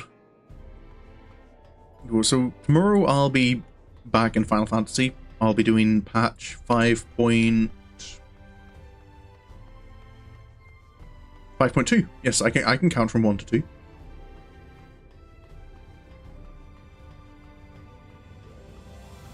So yeah, and that should be it finished. Then starting next week, Monday, I'll be streaming. Yeah, I won't stream Final Fantasy on Monday. I'll probably stream Persona on Monday. And then Final Fantasy on Tuesday, because then I'll be doing that will be patch 5.3, which is when I believe the main events of the story return to the source. And once that's finished, I can begin... Yeah, I plan to... Soren's going to pick up a new job, so I'll maybe have to take some time off and not be streaming Final Fantasy so often, and focusing on doing the job quests. So that'll be a couple of streams, because I plan to split it up into A Realm Reborn, Heavensward, and Stormblood to do the job quests. Then there'll be the Ultimate Weapons questlines, the Sorrow of World. That is probably 2 or 3 streams. And then it'll be 2 more main... Oh, no, I have to remember Eden as well. The last chapter of Eden's going to be there. And then 2 quests for patch 5.4 and 5.5. Then it's on to Endwalker. So but yeah, there'll be a couple of weeks where there won't be as many Final Fantasy streams, just while I'm doing level grinding for the new class. Because I'm going to be starting, it's going to be one of the starting classes again, so I'll be having to start all the way from level 1. But with all that said, that's everything for today. If you enjoyed and you want to see more, you could subscribe on YouTube. That's where my schedules all get uploaded. You could follow me on Twitch. But regardless of what you decide to do, thank you so much for coming along. I really hope you enjoyed. And until the next time I see you, have a good evening, have a good night, and goodbye.